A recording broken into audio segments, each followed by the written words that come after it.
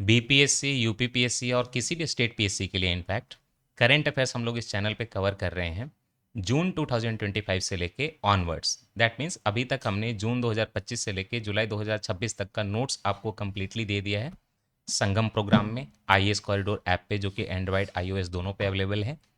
और दिसंबर 2025 से लेके मई 2026 तक का हमने लेक्चर जो है यूट्यूब चैनल, इसी चैनल पे दे दिया है। लेक्चर्स जो है कंप्लीटली फ्री हैं। और लास्ट लेक्चर में हमने जुलाई 2026 का करंट अफेयर का पार्ट 1 कंप्लीट करा दिया है। दैट मीन्स कि ये लेक्चर डेडिकेटेड है जुलाई 2026 के पार्ट 2 को, जिसमें हम लोग जुलाई मंथ 2026 पूरा करंट अफेयर कंप्लीट कर लेंगे वेरी कॉम्प्रिहेंसिवली। कल के लेक्चर में पार्ट 1 में पहला पेज छूट गया था, तो सबसे पहले मैं पहले पेज को कंप्लीट कराऊं। तो सबसे पहले हमारी न्यूज़ है, डिपार्टमेंट ऑफ टेलीकम्युनिकेशन ने एक नया टेलीकॉम ऑथोराइजेशन फ्रेमवर्क प्रेजेंट किया, नोटिफाई किया। मैं समझाऊंगा, उसके पहले मैं ये आपको बता दूं कि ये मोदी गवर्नमेंट आई थी ना, तो उसके पहले ministry of communication and information technology एक मिनिस्ट्री थी। इन्होंने 2016 में क्या किया, उस मिनिस्ट्री को दो पार्ट में डिवाइड कर दिया। That means ministry of communication and IT से, इंफॉर्मेशन टेक्नोलॉजी से दो मिनिस्ट्री निकाल दी 2016 में। एक मिनिस्ट्री निकली मिनिस्ट्री ऑफ कम्युनिकेशन, जिसके अंदर दो डिपार्टमेंट हैं, एक है डिपार्टमेंट ऑफ टेलीकम्युनिकेशन और एक है डिपार्टमेंट ऑफ पोस्ट, जिसके अंदर वो इंडिया पोस्ट आता है। और दूसरी मिनिस्ट्री निकली जिसको आप लोग मेटी बोलते हो शॉर्ट में ना, MEIT और वाई स्मॉल। क्यों? Ministry of electronics and information technology. दो मिनिस्ट्री निकल गई, राइट। तो यही जो आपका मिनिस्ट्री ऑफ कम्युनिकेशन है, जिसके अंदर डिपार्टमेंट ऑफ टेलीकम्युनिकेशन है, उन्होंने ये बोला है कि टेलीकम्युनिकेशन एक्ट 2023 का हम लोग यूज़ कर रहे हैं यहाँ पे। और आज से हमारी कंट्री में टेलीकॉम ऑथोराइजेशन का फ्रेमवर्क चेंज किया जा रहा है। इसके पहले लाइसेंसिंग सिस्टम था, जो कि इंडियन टेलीग्राफ एक्ट अंग्रेजों के टाइम का जो था 1885, उससे गवर्न होता था। अब टेलीकम्युनिकेशन एक्ट के थ्रू हम लोग इसको गवर्न करेंगे, नया फ्रेमवर्क बनाएंगे।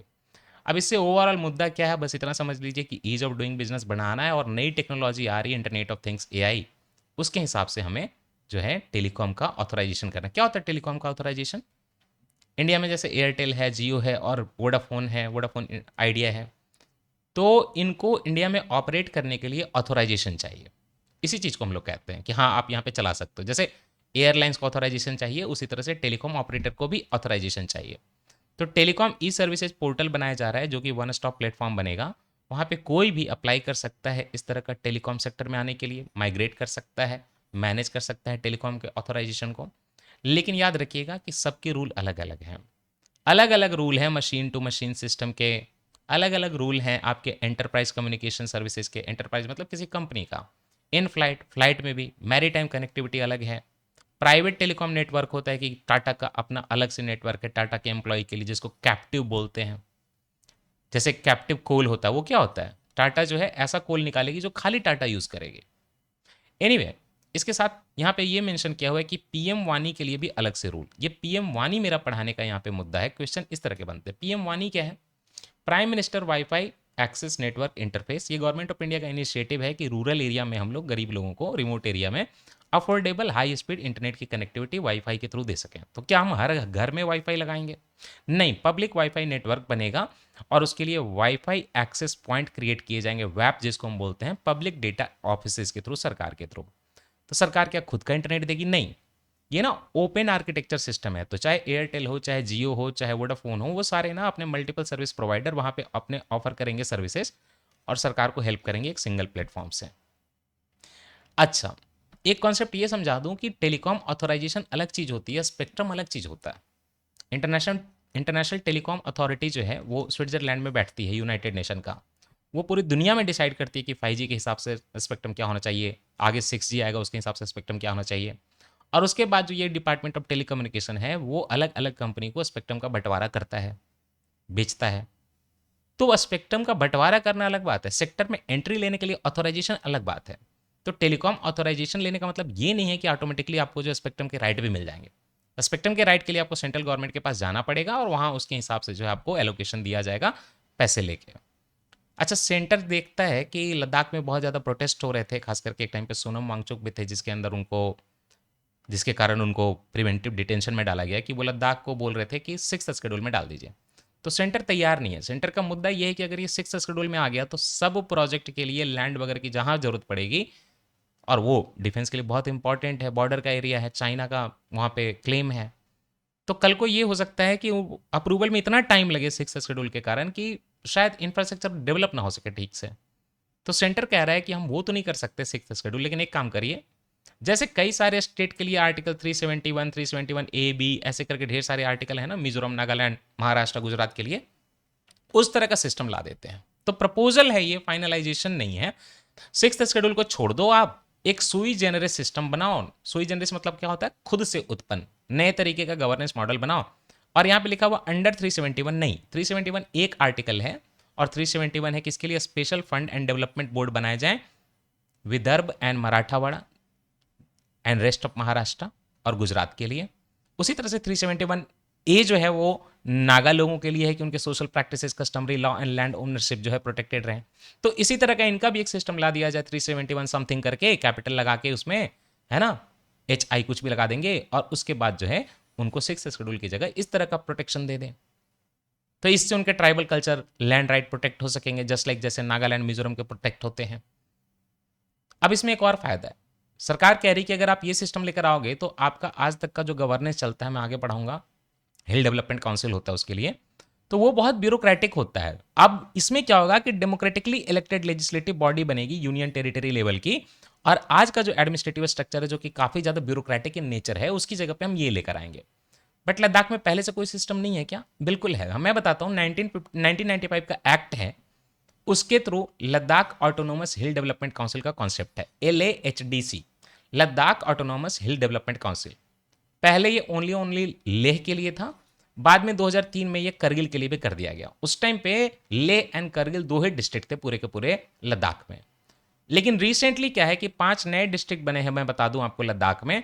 तो नया डिस्ट्रिक्ट एक बना है शाम, एक बना है नुब्रा, एक बना है चांगथांग, एक बना है जास्कर, और एक बना है Dras, coldest place of India. 1 2 3 4 5, और पहले का करगिल और आपका पहले का लेह। अब ना सातों के सातों जगह पे एक्चुअली में लोकल एरिया का एडमिनिस्ट्रेशन जो है इस तरह की लद्दाख ऑटोनोमस हिल डेवलपमेंट काउंसिल से होता है, जिसमें मैक्सिमम 30 मेंबर होते हैं, 4 नॉमिनेटेड होते हैं, बाकी जो है 26 इलेक्टेड होते हैं। तो वो वाला सिस्टम खत्म नहीं करेंगे, पंचायती राज का इंस्टीट्यूशन खत्म नहीं करेंगे, साथ में हम आपको ये लाके दे देते हैं 371 जैसा आर्टिकल, ऐसा सरकार कह रही है। अच्छा, ये इस पर बहुत हंगामा हुआ था कि मिनिस्ट्री ऑफ एक्सटर्नल अफेयर्स जो है उसने बोला कि इंडियन पासपोर्ट जो है ये ट्रेवल डॉक्यूमेंट है, कोई आपकी सिटीजनशिप का प्रूफ नहीं है, तो लोग जो उखड़ गए। एक्चुअली ये बहुत पहले से सरकार बोल चुकी है, और इसके पीछे कारण है। कारण ये है कि इंडिया में जो आपका पासपोर्ट एक्ट है 1967 का, उसमें एक सेक्शन है 20, और उस सेक्शन 20 में ये लिखा हुआ है कि सेंट्रल गवर्नमेंट चाहे तो ट्रेवल पर्पसेज के लिए किसी नॉन सिटीजन को भी पब्लिक इंटरेस्ट में पासपोर्ट दे सकती है। And by the time you are able to give it to non citizen, that means कि passport is not conclusive proof of citizenship. तो लोग बोलते हैं कि नहीं हमें निकाल देंगे, नहीं, कैसे निकालेंगे, सिटीजनशिप एक्ट है ना 1955 का, लोग पढ़ते नहीं है। इस एक्ट को देख के आप सिंपली विदाउट एनी डॉक्यूमेंट ये डिसाइड कर सकते हैं कि आप सिटीजन है कि नहीं, आपको कोई नहीं रोक सकता। आइए, एक्चुअली में न्यूज थी कुछ डायग्नोस्टिक की, वो न्यूज इंपॉर्टेंट नहीं थी बट कॉन्सेप्ट इंपॉर्टेंट था, PCPNDT act, preconception and prenatal diagnostic technique. अब देखिए, सुनिए मेरी बात। प्री कंसेप्शन क्या होता है? कंसेप्शन क्या होता है? मेल फीमेल सेक्स करते हैं, जो गर्भ धारण होता है उसको हम लोग कंसेप्शन बोलते हैं। प्री नेटल क्या होता है? जन्म के पहले। तो भारत में ना लोग सेक्स सिलेक्शन करते थे, जन्म के पहले पता कर लेते थे किसी तरीके से। किसी तरीके से क्या? अल्ट्रासाउंड के थ्रू। गांव गांव में अल्ट्रासाउंड फैल गया बोल के कि नहीं इसे डायग्नोसिस करेंगे, बच्चे में कोई विकृति तो नहीं है। इसके चक्कर में मेल फीमेल पता चल जाता था, तो लोग बेटी को जन्म के पहले मरवा देते थे। इनफैक्ट आज भी ये धड़ल्ले पे होता है, आप सबके गांव में होता होगा, पता करना, धड़ल्ले से होता है। तो ये हो गया प्री नेटल, जन्म के पहले डायग्नोस्टिक टेक्निक का यूज करके बच्चे को मार देना। अब क्या है, इसमें बाद में अमेंडमेंट करके 2003 में बोला गया कि प्री कंसेप्शन भी देखेंगे। अब प्री कंसेप्शन क्या है? प्री नेटल मतलब जन्म के पहले पता चल गया कि बच्चा जो है या बच्ची है, उसके हिसाब से हम सेलेक्ट कर लेंगे। प्री कंसेप्शन यह है कि कुछ ऐसी टेक्नोलॉजी है जिनके थ्रू खाली लड़का ही पैदा हो, ऐसा भी किया जा सकता। तो अब ये दोनों कवर होता है, आप सिलेक्शन नहीं कर सकते, प्री कंसेप्शन हो चाहे प्री नेटल हो। एनीवे ये एक्ट 1994 में आया था, तो ये कहता है कि आप सिलेक्शन प्रिवेंट और फीमेल फिटिसाइड और ये सब नहीं कर सकते, प्रोहिबिटेड है, और इससे चाइल्ड सेक्स रेशियो हमारी कंट्री में ठीक होगी, जो कि हुई भी है। 1994 में जब ये एक्ट आया था तो इसको 2003 में अमेंड किया गया और बोला गया कि अब प्री कंसेप्शन वाला भी कवर होगा। कुछ ऐसी टेक्नोलॉजी आ गई हैं जो गर्भधारण के पहले ही डिसाइड कर लेंगे कि लड़का करना है कि लड़की करना है। तो सारे इस तरह के डायग्नोसिस बताना मना है कि लड़का है कि लड़की है, नहीं बता सकता डॉक्टर। बट हाँ, अगर मान लीजिए कि कुछ ऐसा केस है, लीगली परमिसिबल मेडिकल पर्पस है, अनरिलेटेड टू सेक्स डिटर्मिनेशन, तो बता सकता है, अदरवाइज ये बताना मना है। चलिए, एनसीईआरटी ने इमरजेंसी का चैप्टर इंट्रोड्यूस कर दिया है। राइट विंग की गवर्नमेंट है, इंट्रोड्यूस करेगी।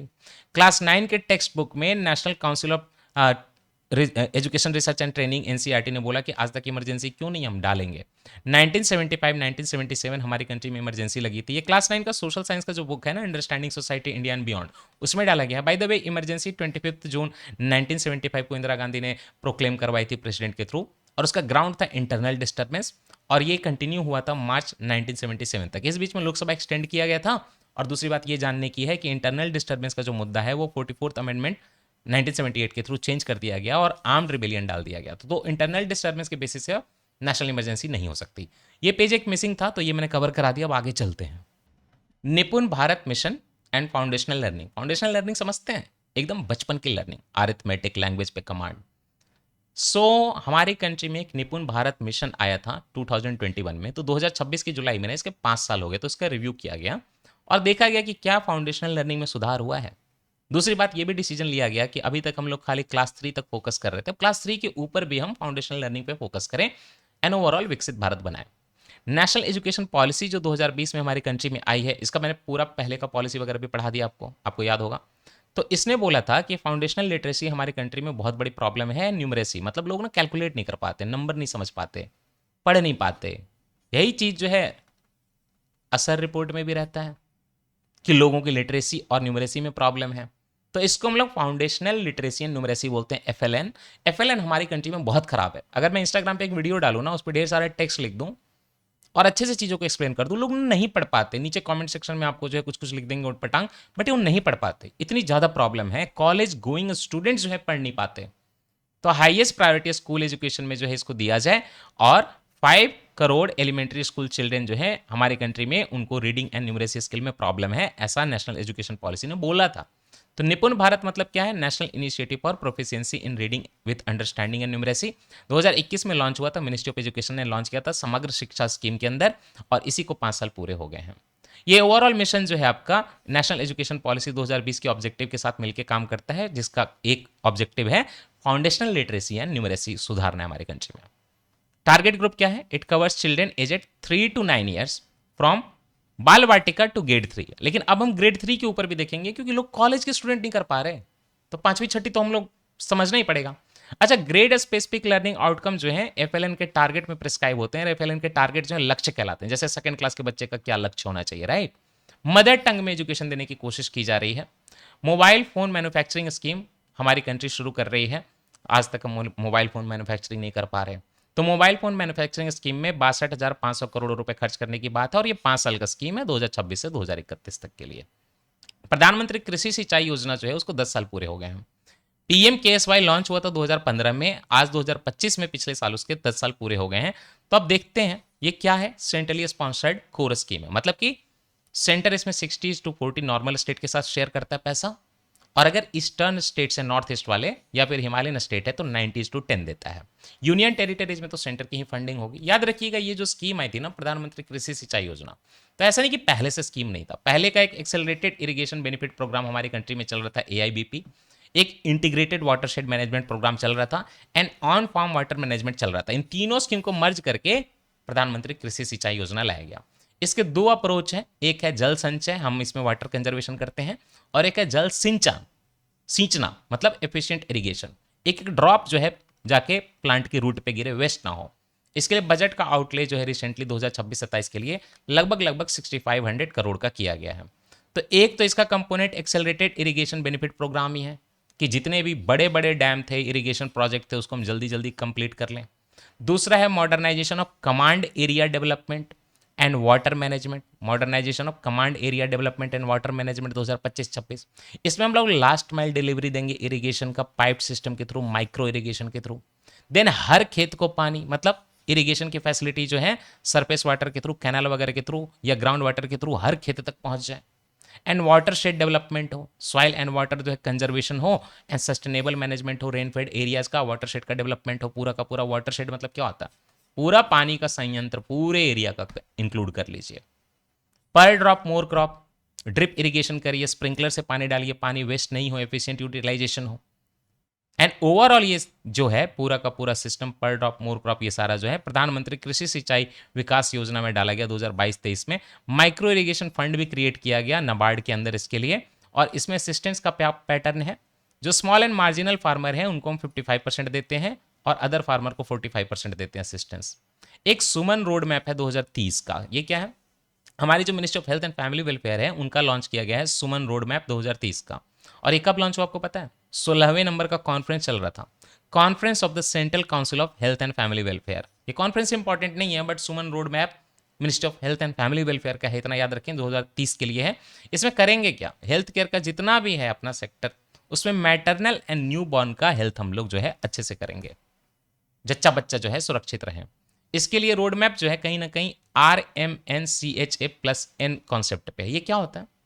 Reproductive health R, maternal health M, newborn health N, child health C, adolescent health इस तरह से उलट के, एंड न्यूट्रिशन। ये सारे पे हमें ध्यान देना है आपके Suman road map ministry of health and family welfare के अंदर।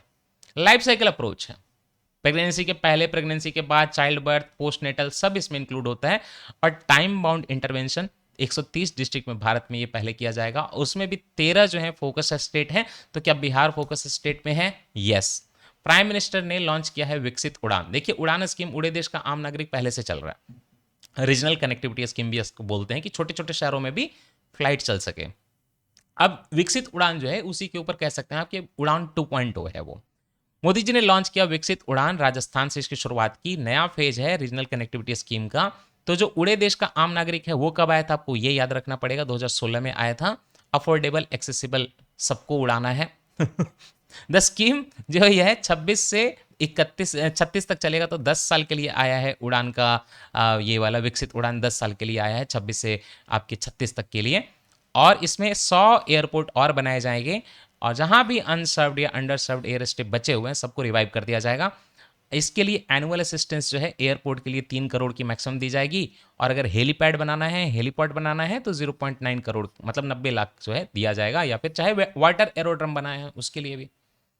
स्कीम में 200 मॉडर्न हेलीपैड भी बनाए जाएंगे रिमोट एरियाज में जहां पे एयरपोर्ट नहीं बन सकता, और 10,000 करोड़ के आसपास जो है वायबिलिटी गैप फंडिंग दी गई है, जो 10 साल में धीरे धीरे करके एयरपोर्ट ऑपरेटर को दी जाएगी। अब ये क्या है? ऑब्वियस है कि छोटे छोटे एरिया में फ्लाइट चलाने के लिए ये इन बड़े बड़े एयरलाइन को बहुत पैसा जाता है, और याद रखिएगा एयरलाइन का जो है हालत ख़राब रहता है। एयरलाइन की टिकट की प्राइसेस बहुत कम हो गई हैं, और फ्यूल बहुत महंगा है। इस सेक्टर में इन्वेस्टमेंट मत करिए आप, अपना सारा पैसा लगा के आप मान लीजिए कि इंडिगो जैसा एयरलाइन कल को खोल देंगे, पैसे तो आपके पास बहुत है ना, अरबों में है, लेकिन आपको लॉस हो जाएगा। तो ये सब मत करिए, ठेला लगाइए महीने का 5 लाख। तो एयरलाइन जो है आपको जब लॉस में है तो सरकार शुरू में सपोर्ट करती है, तो 10 साल सपोर्ट करेगी, लेकिन एक एयरलाइन को ओवरऑल 5 साल का सपोर्ट रहेगा। वायबिलिटी गैप फंडिंग बोलते हैं कि वायबल नहीं है, करने लायक नहीं है, तो एक गैप क्रिएट हो गया, उसकी हम फंडिंग कर दे रहे हैं। इसके लिए सरकार ने 10,000 करोड़ एलोकेट कर दिए हैं। अच्छा, अब हेलीपैड बनेगा तो हिंदुस्तान एरोनॉटिक्स लिमिटेड का ध्रुव हेलीकॉप्टर एंड डॉर्नियर एयरक्राफ्ट ये भी यूज़ किए जाएंगे। अकेडमिक बैंक ऑफ क्रेडिट आप जानते हैं, मैंने अभी अभी इग्नू में एमए हिस्ट्री के लिए अप्लाई किया, तो मुझे वहाँ पे अपारा आईडी बनानी पड़ी। ये क्या है? आप कहीं से कॉलेज से मान लीजिए कि मेरे कॉलेज में तो पहले से ही था, but fully flexible credit system उसको बोलते थे, FFCS। बट आजकल के क्या है ना कि मान लीजिए कि आप एमए करने जा रहे हैं ना, तो आपको फर्स्ट ईयर का मान लीजिए कि 22 क्रेडिट मिल रहा है, सेकंड ईयर का 22 क्रेडिट मिल रहा है। आपने मान लीजिए कि एजुकेशन बीच में डिसकंटिन्यू कर दी, तब 4 साल बाद आइए, बाकी बचे 22 क्रेडिट लेके आप एमए बन जाइए। फ्लेक्सिबल सिस्टम है। तो अकेडमिक बैंक ऑफ क्रेडिट यही होता है, लेकिन इसके लिए आपको आईडी बनानी पड़ती है, अपार आईडी। तो दोनों लिंक होते हैं। ये नेशनल एजुकेशन पॉलिसी 2020 का ही कमाल है। एक flexible learner centric education system है, लाइफ लॉन्ग लर्निंग आपका जो है इससे आएगा, क्योंकि कभी भी आप कंटिन्यू कर सकते हैं। Academic bank of credit digital repository है आपके सारे अकेडमिक क्रेडिट का। मिनिस्ट्री ऑफ एजुकेशन इसको मेंटेन करेगी, और यूनिवर्सिटी ग्रांट्स कमीशन जो है इसको रेगुलेट करेगा। मेरा भी बना दिया है मैंने, और मैंने एमए में अप्लाई कर दिया है। लास्ट डेट अगस्त के लास्ट तक है, तो आप भी कर सकते हैं। इग्नू से कर लीजिए, एमए बीए करना भी है तो कॉलेज जाने की कोई ज़रूरत नहीं है, आप ढंग से पढ़िए ना, इग्नू से ही कोई इशू नहीं है। अपार मतलब automated permanent academic account registry, 12 digit का स्टूडेंट आइडेंटिफिकेशन नंबर होता है ये, और ये अकेडमिक बैंक ऑफ क्रेडिट से लिंक होता है one nation one student initiative के अंदर। अब ये भावे इंडस्ट्रियल पार्क स्कीम जो है ना, वो union ministry of commerce and industry है ना, उनका है। तो एक मीटिंग हो रही थी, तो उसमें union ministry of commerce and industry कहती है कि जब हमने भावे स्कीम लाया इंडस्ट्रियल पार्क के लिए, तो स्टेट गवर्नमेंट उसको यूज क्यों नहीं कर रहे हैं? भावे इंडस्ट्रियल पार्क स्कीम को स्टेट गवर्नमेंट यूज करें, एक्सपोर्ट बढ़ाए भारत का। तो ये क्या है? भारत औद्योगिक विकास योजना, सेंट्रल सेक्टर स्कीम है, पूरा सेंट्रल गवर्नमेंट पैसे देगी, और department for promotion of industry and internal trade DPIIT, जो कि ministry of commerce and industry के अंदर है, वो उसको चलाएगी। इस स्कीम में 100 investment ready world class industrial park बनाने हैं भारत में। सुप्रीम कोर्ट ने बोला कि राइट टू वॉक एक फंडामेंटल राइट है, और ये केस है मनियार इलियास एट द ये शेख रियाज वर्सेस अय्यप्पन केस है 2026 का। इसमें सुप्रीम कोर्ट ने बोला कि ये जो सुबह सुबह लोग वॉक करते हैं ना, आज मैंने कितना वॉक किया पता है? देखने दीजिए, आज मैंने 23 किलोमीटर वॉक किया है। कुछ ज़्यादा लग रहा होगा?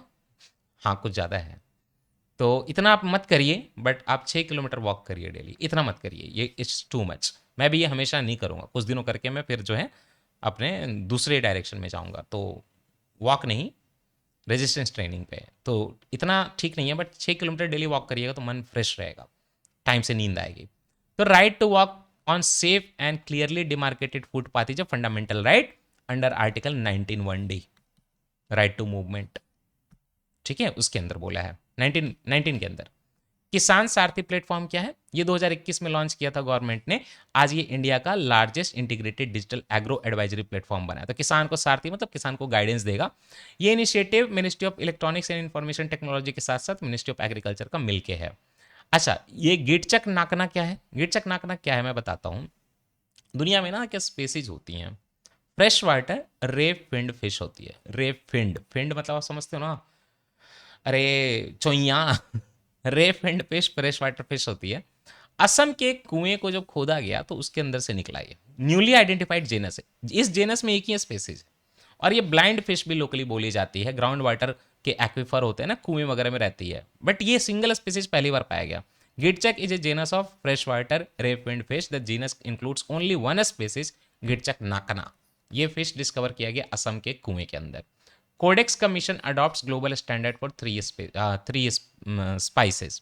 मैं पहले समझा देता हूँ ये कोडेक्स कमीशन क्या अजीब सा साउंड करता है। Codex alimentarius commission, alimentary alimentary canal होता है आप जानते हैं, पाचन तंत्र। तो कोडेक्स एलिमेंट्रियल कमीशन क्या देखेगा? पाचन तंत्र के लिए अच्छी चीजें जाएं। देखिए, फूड एंड एग्रीकल्चर ऑर्गेनाइजेशन जो यूनाइटेड नेशन का है, and World Health Organisation, food and health connect कर दीजिए, इन दोनों ने मिलकर 1963 में ये बनाया कोडेक्स एलिमेंटेरियस कमीशन। इसमें फूड का स्टैंडर्ड सेट करना, गाइडलाइन सेट करना, कैसे कंज्यूमर का हेल्थ प्रोटेक्टेड रहे, फूड का ट्रेड की प्रैक्टिसेस कैसे फेयर हो, ये सब देखा जाता है।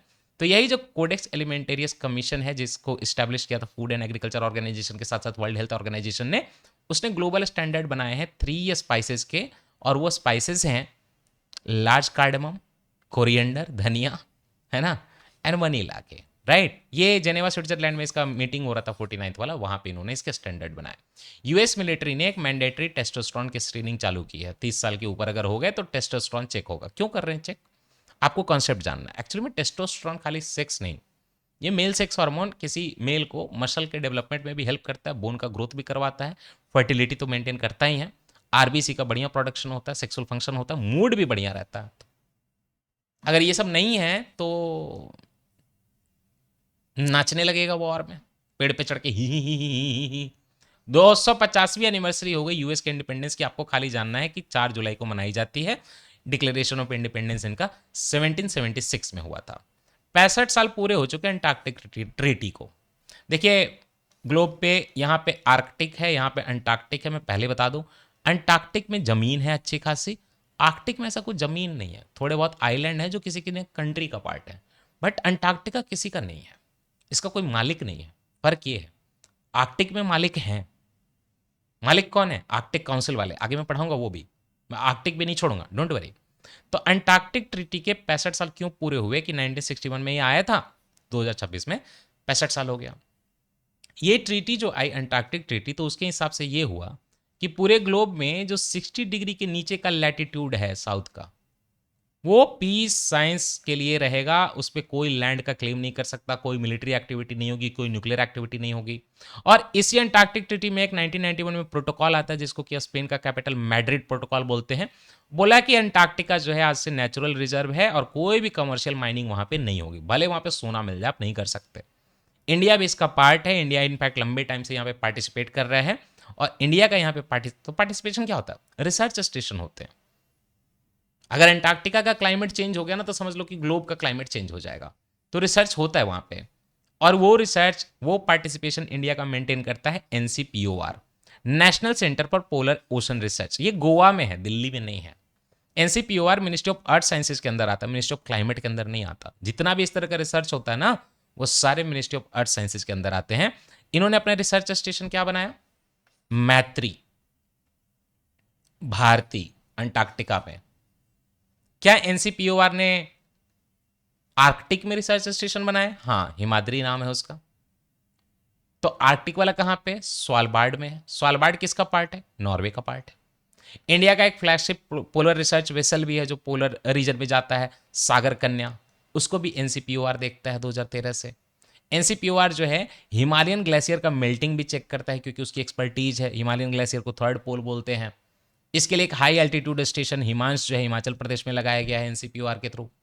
इंडिया ने इनफैक्ट अपना फर्स्ट पोलर एक्सपीडिशन भेजा था 1981 में इंदिरा गांधी के थ्रू, और इसके बाद इंडिया को एक कंसल्टेटिव पार्टी स्टेटस मिल गया था वोटिंग राइट के साथ 1983 में आपके अंटार्कटिका में। ओके, तो इंडिया ने इसके लिए इंडियन अंटार्कटिक एक्ट जो है 2022 में पास किया, फाइनली 2022 में। चलिए, मैं आपको रिसर्च स्टेशन, मैंने मैत्री और भारती का नाम लिया, दक्षिण गंगोत्री का क्यों नहीं लिया?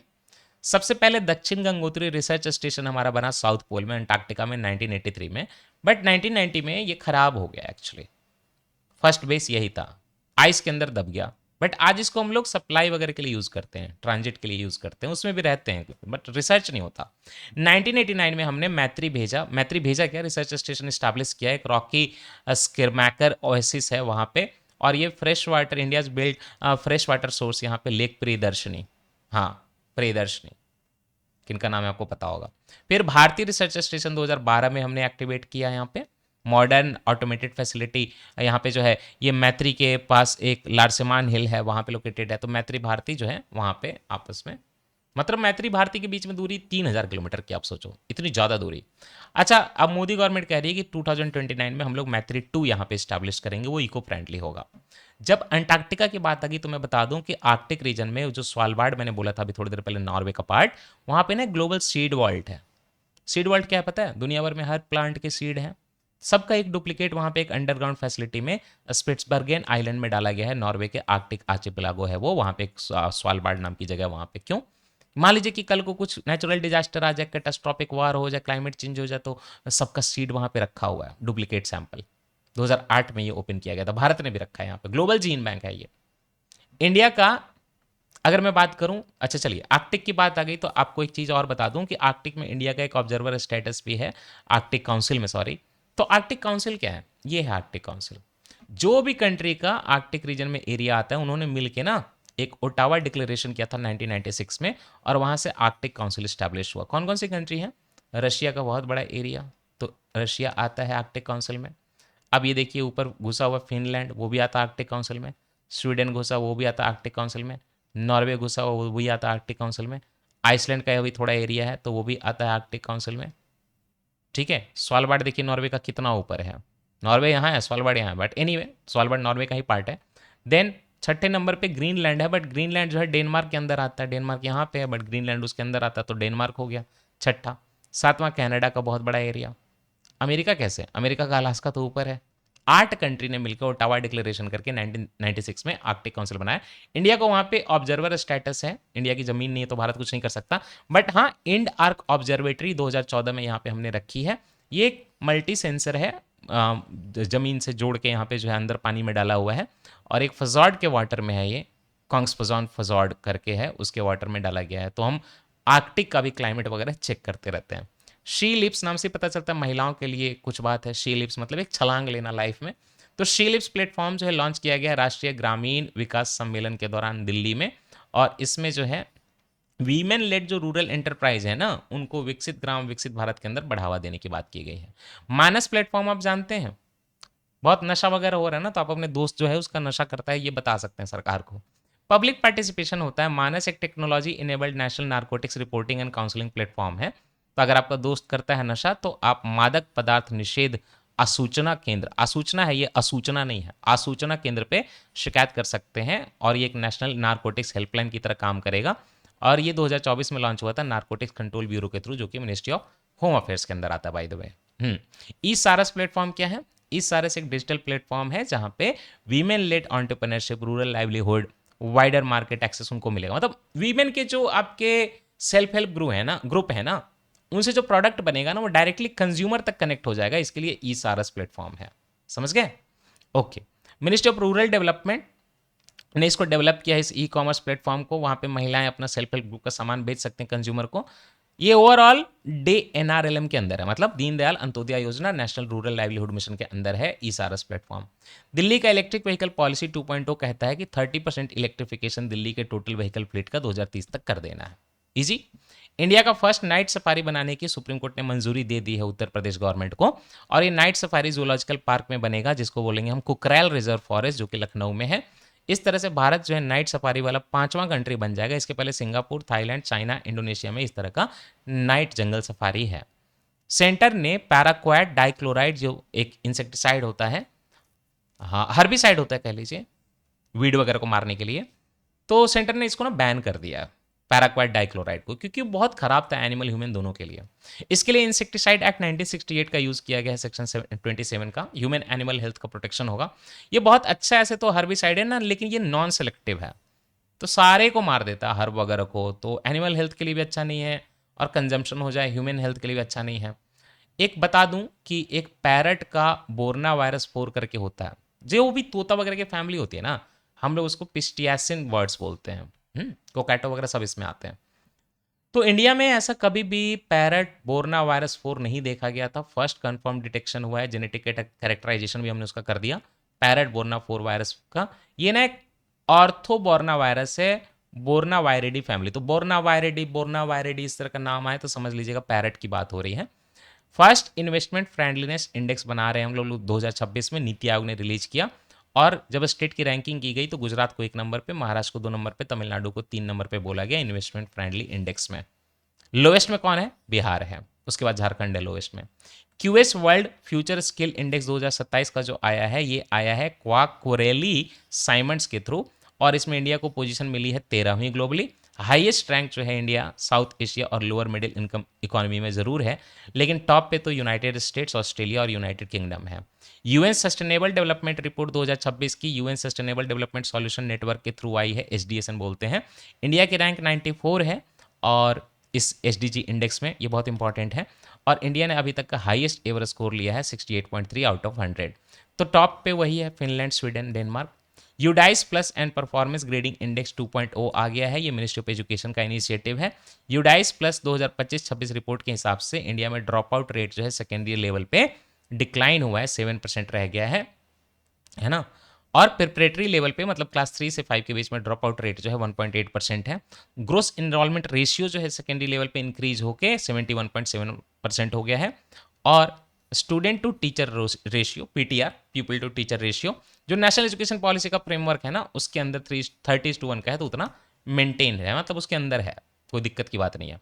ये जो परफॉर्मेंस ग्रेडिंग इंडेक्स है 2025-26 का 2.0, इसमें जो टॉप की कैटेगरी होती है 3, एक होता है उत्कर्ष 1 नंबर पे, एक होता है उत्तम 1 और एक होता है उत्तम 2। इस पे किसी को रैंकिंग नहीं मिली है। तो चंडीगढ़ को जो है टॉप पे मिला, तो क्या मिला है? Chandigarh highest performing state UT है, बट इसको भी उत्तम 3 कैटेगरी मिला है, तो उत्तम 2 तक कोई पहुंचा ही नहीं, उत्कर्ष तो कोई पहुंचा ही नहीं है। No state at the same time has got the lowest category. आकांक्षी 2 होते तो आप लोवेस्ट कैटेगरी होते, या आकांक्षी 3 होते तो लोवेस्ट कैटेगरी होते, तो यहां भी कोई नहीं पहुंचा है। डिजिटल थ्रेट रिपोर्ट 2025-26, तो ये बिहार और यूपी का है। बिहार यूपी आकांक्षी 1 में है। बता दूं पिछले साल बिहार जो है आकांक्षी 2 में था, आकांक्षी 1 में है, नीचे ही है। Digital threat report 2025-26, ministry of electronics and information technology, साथ में सर्ट इन जो है भारत का कंप्यूटर इमरजेंसी रिस्पांस टीम। उसके साथ CSIRT, फिन एंड सीसा ने सबने मिलकर एक डिजिटल थ्रेट रिपोर्ट बनाई है। फर्स्ट सब sectoral trial index services production का भारत में आ रहा है। ट्रायल इंडेक्स है, फाइनलाइज नहीं हुआ, बट फर्स्ट टाइम ऐसा हो रहा है कि हम एक सेक्टर के अंदर क्या क्या है, तो सब सेक्टोरल ट्रायल इंडेक्स हम सर्विसेज एरिया में बनाएंगे। आप समझ रहे हैं मेरी बात क्या है? मैं ये कहने की कोशिश कर रहा हूं कि भारत में जो सर्विस सेक्टर है, उस सर्विस सेक्टर के अंदर जो अलग अलग सेक्टर्स हैं, उनका इंडेक्स बनाने की कोशिश की जा रही है। ये ministry of statistics and programme implementation, obviously MoSPI का काम होगा। ये जो trial index of service production है, इसके लिए बेस ईयर 2024-25 का यूज किया गया और नेशनल इंडस्ट्रियल क्लासिफिकेशन 2025 पे ये बेस्ड है। ये फर्स्ट मंथली इंडिकेटर है जो कि शॉर्ट टर्म परफॉर्मेंस मेजर करेगा फॉर्मल सर्विसेज सेक्टर का, और इसके हिसाब से फॉर्मल सर्विसेज सेक्टर जो है भारत में 50% से ज़्यादा जो है जीडीपी में कंट्रीब्यूट करते हैं। सर्विस सेक्टर का कंट्रीब्यूशन जो है 50% से ज़्यादा है फॉर्मल वाले का। हाईएस्ट ग्रोथ रेट जो है ऑब्जर्व हुआ है अकोमोडेशन एंड फूड सर्विसेज में, एंड निगेटिव ग्रोथ रेट हुआ है रेलवे और एयर ट्रांसपोर्ट में। मैंने पहले भी बोला, आप अपना अरबों का रुपए एयर ट्रांसपोर्ट की कंपनी खोलने में मत लगाइए। इंटरनेट ब्लैकआउट प्रिपेयर्डनेस चलता है, ये टीआरजी डेटा सेंटर्स निकालते हैं। इंडिया का रैंक यहाँ पे 9th है ग्लोबली, कि इंडिया जो अगर इंटरनेट का पूरी दुनिया में डिसरप्शन हुआ तो इंडिया जो है कितना प्रिपेयर्ड है, तो 9th है रैंक, ठीक ठाक है। इंडिया को साइबर सिक्योरिटी का रेडीनेस स्कोर जो है 98.5 मिला out of 100, which is very good. But leading country तो 1 नंबर पे आपका इंडोनेशिया है, 2 नंबर पे यूके है ना। 3rd नंबर पे कौन है? यूनाइटेड किंगडम नहीं। फर्स्ट नंबर पे, अच्छा, यूनाइटेड स्टेट्स फर्स्ट नंबर पे हो गया, सॉरी। इंडोनेशिया सेकंड पे हो गया, यूके थर्ड पे हो गया। ग्लोबल यूनिकॉर्न इंडेक्स, कितने जो है यूनिकॉर्न कंपनी है, ये निकालता है यूरोन रिसर्च इंस्टीट्यूट। इंडिया को ओवरऑल पूरी दुनिया में 4th पोजीशन मिलता है भाई ग्लोबली, अमीर बहुत है इंडिया में। भारत में आज स्टार्टअप की बात करूँ, पुरानी कंपनी की बात नहीं कर रहे, पुरानी कंपनी में यूनिकॉर्न नहीं काउंट किया जाता टाटा बिरला में। जो नया स्टार्टअप है उसमें 61 यूनिकॉर्न है भारत में। बैंगलोर जो है टॉप पे है, 25 यहीं पे है, मुंबई जो है सेकंड पे है, 13 यहीं पे है। लेकिन ग्लोबल लीडर फिर भी जो है यूनाइटेड स्टेट्स है, 806 यूनिकॉर्न है वहाँ पे।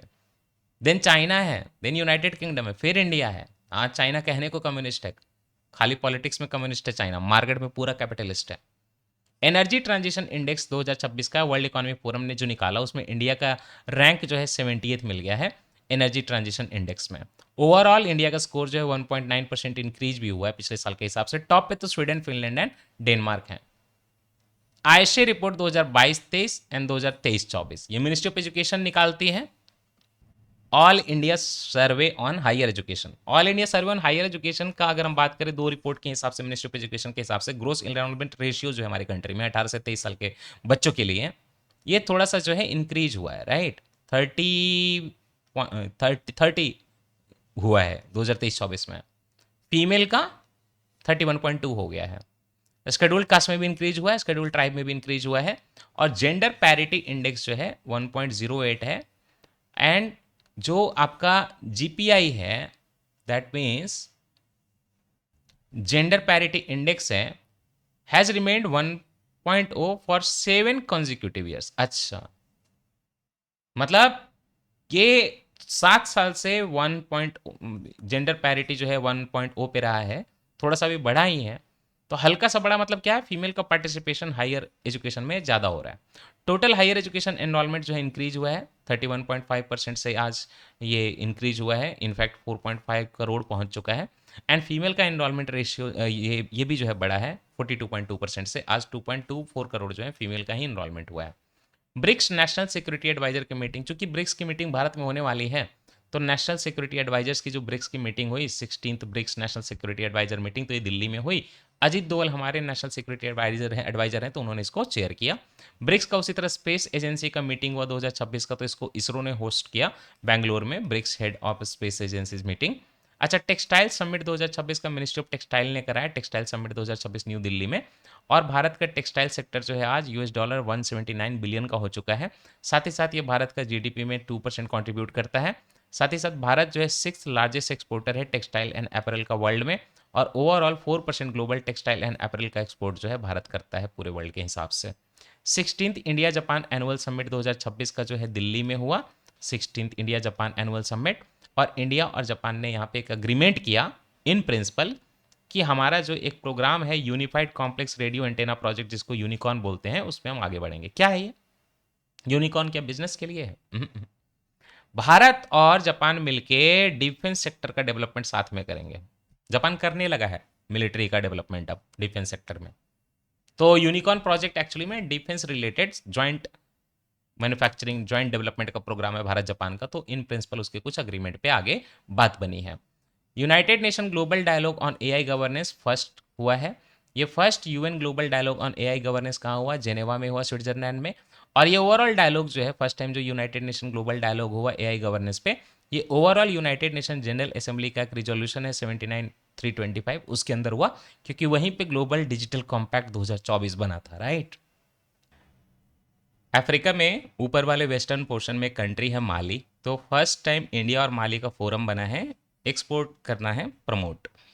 India Mali first time have made a forum for promotion of exports. और ये ऑर्गेनाइज जो हुआ था इनिशिएटिव, ये बमाको में हुआ था। माली की जो है कैपिटल वही है।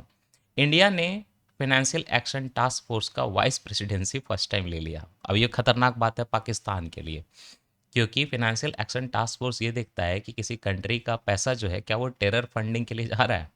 उसके हिसाब से ग्रे लिस्ट ब्लैक लिस्ट बनती है। पाकिस्तान कई बार ग्रे लिस्ट में आ चुका है, ब्लैक लिस्ट में तो नहीं गया है। तो इंटरनेशनल फाइनेंसेज वगैरह रुकते हैं, बट खैर कुछ खास नहीं होगा इससे, क्योंकि कंसेंसस से डिसीजन होता है। बट ये vice presidency financial action task force को फर्स्ट टाइम इंडिया को मिली है। और एफएटीएफ के वाइस प्रेसिडेंट जो हैं 2026 से 27 भारत रहेगा, और भारत के विवेक अग्रवाल उसको हेड करेंगे। ये सेक्रेटरी है मिनिस्ट्री ऑफ कल्चर के, उन्हीं को इलेक्ट किया गया है वाइस प्रेसिडेंट एफएटीएफ का।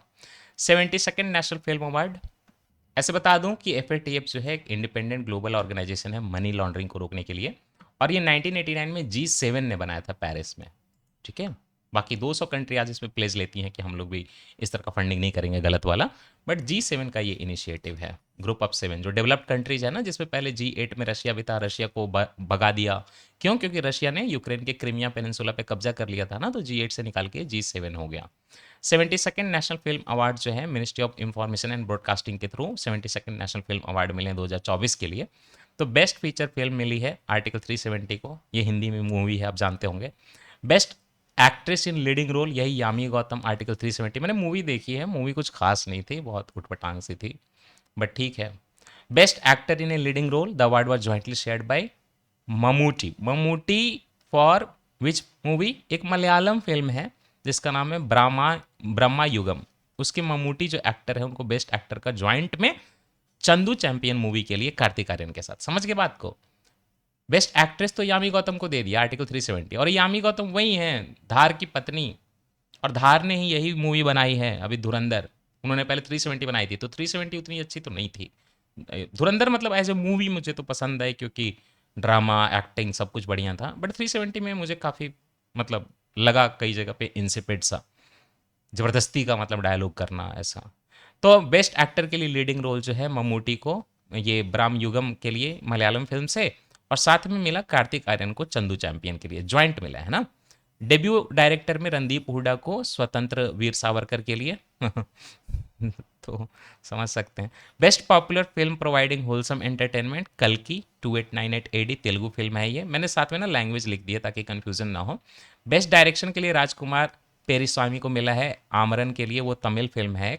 एंड कैप्टन मिलर जो एक तमिल फिल्म है उसको best feature film promoting national social and environmental values मिला है। बेस्ट चिल्ड्रेन फिल्म का अवार्ड मिला है 35 को, ये एक 35 चिन्ना कथा कद्दू जो है एक तेलुगु फिल्म है।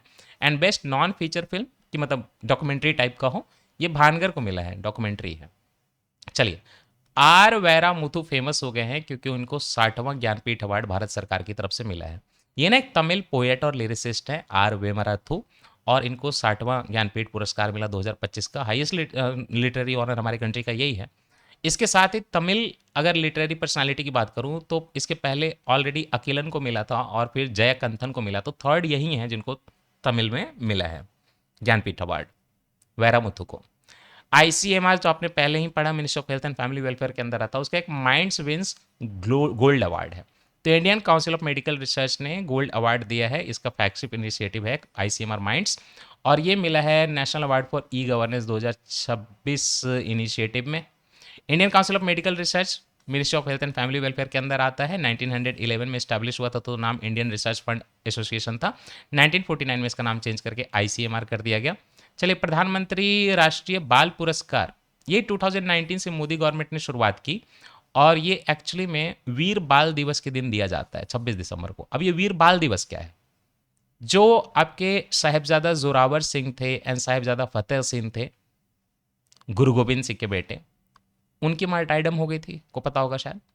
तो उनके मार्टाइडम का जो डेट है 26 दिसंबर, उसी दिन भारत सरकार ने बोला कि अब हम वीर बाल दिवस मनाएंगे और वीर बाल पुरस्कार देंगे, राष्ट्रीय बाल पुरस्कार।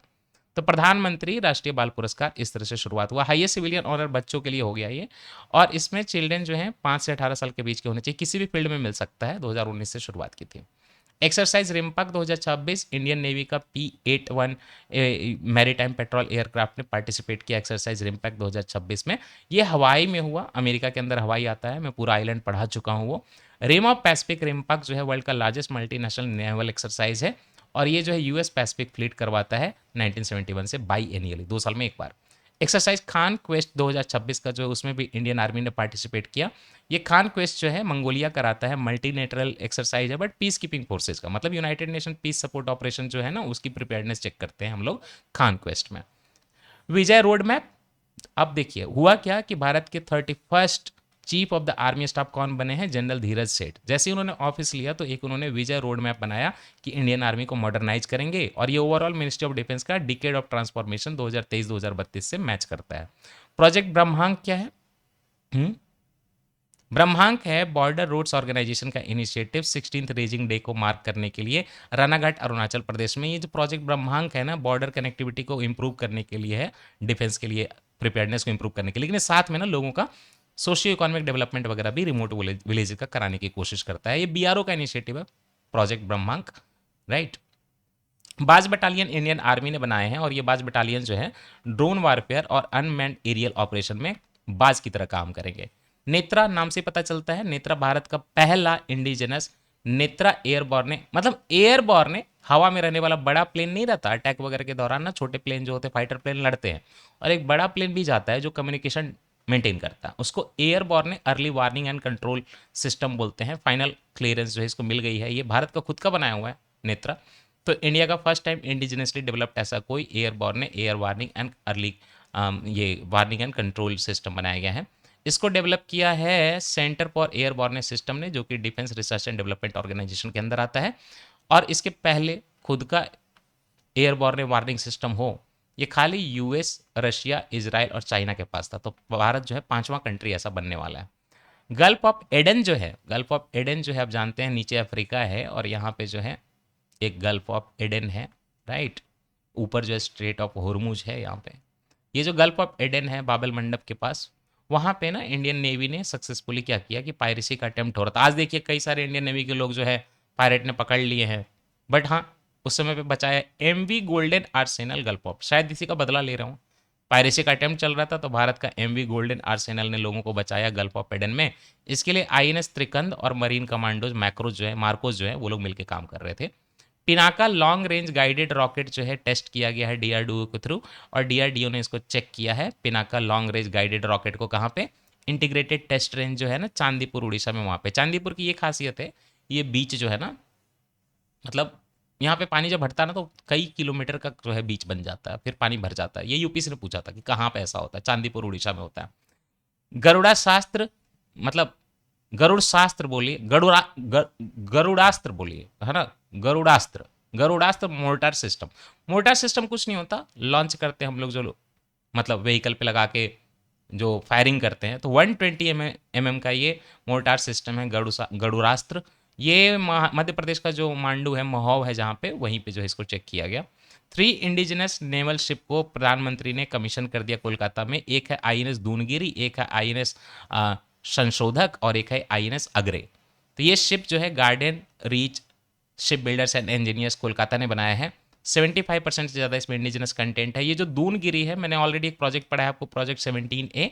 इसमें स्टिल्थ छिपे छिपे गाइडेड मिसाइल फ्रिजेट बनाते हैं, और उसी में आता है आईएनएस दूनगिरी। अगर मैं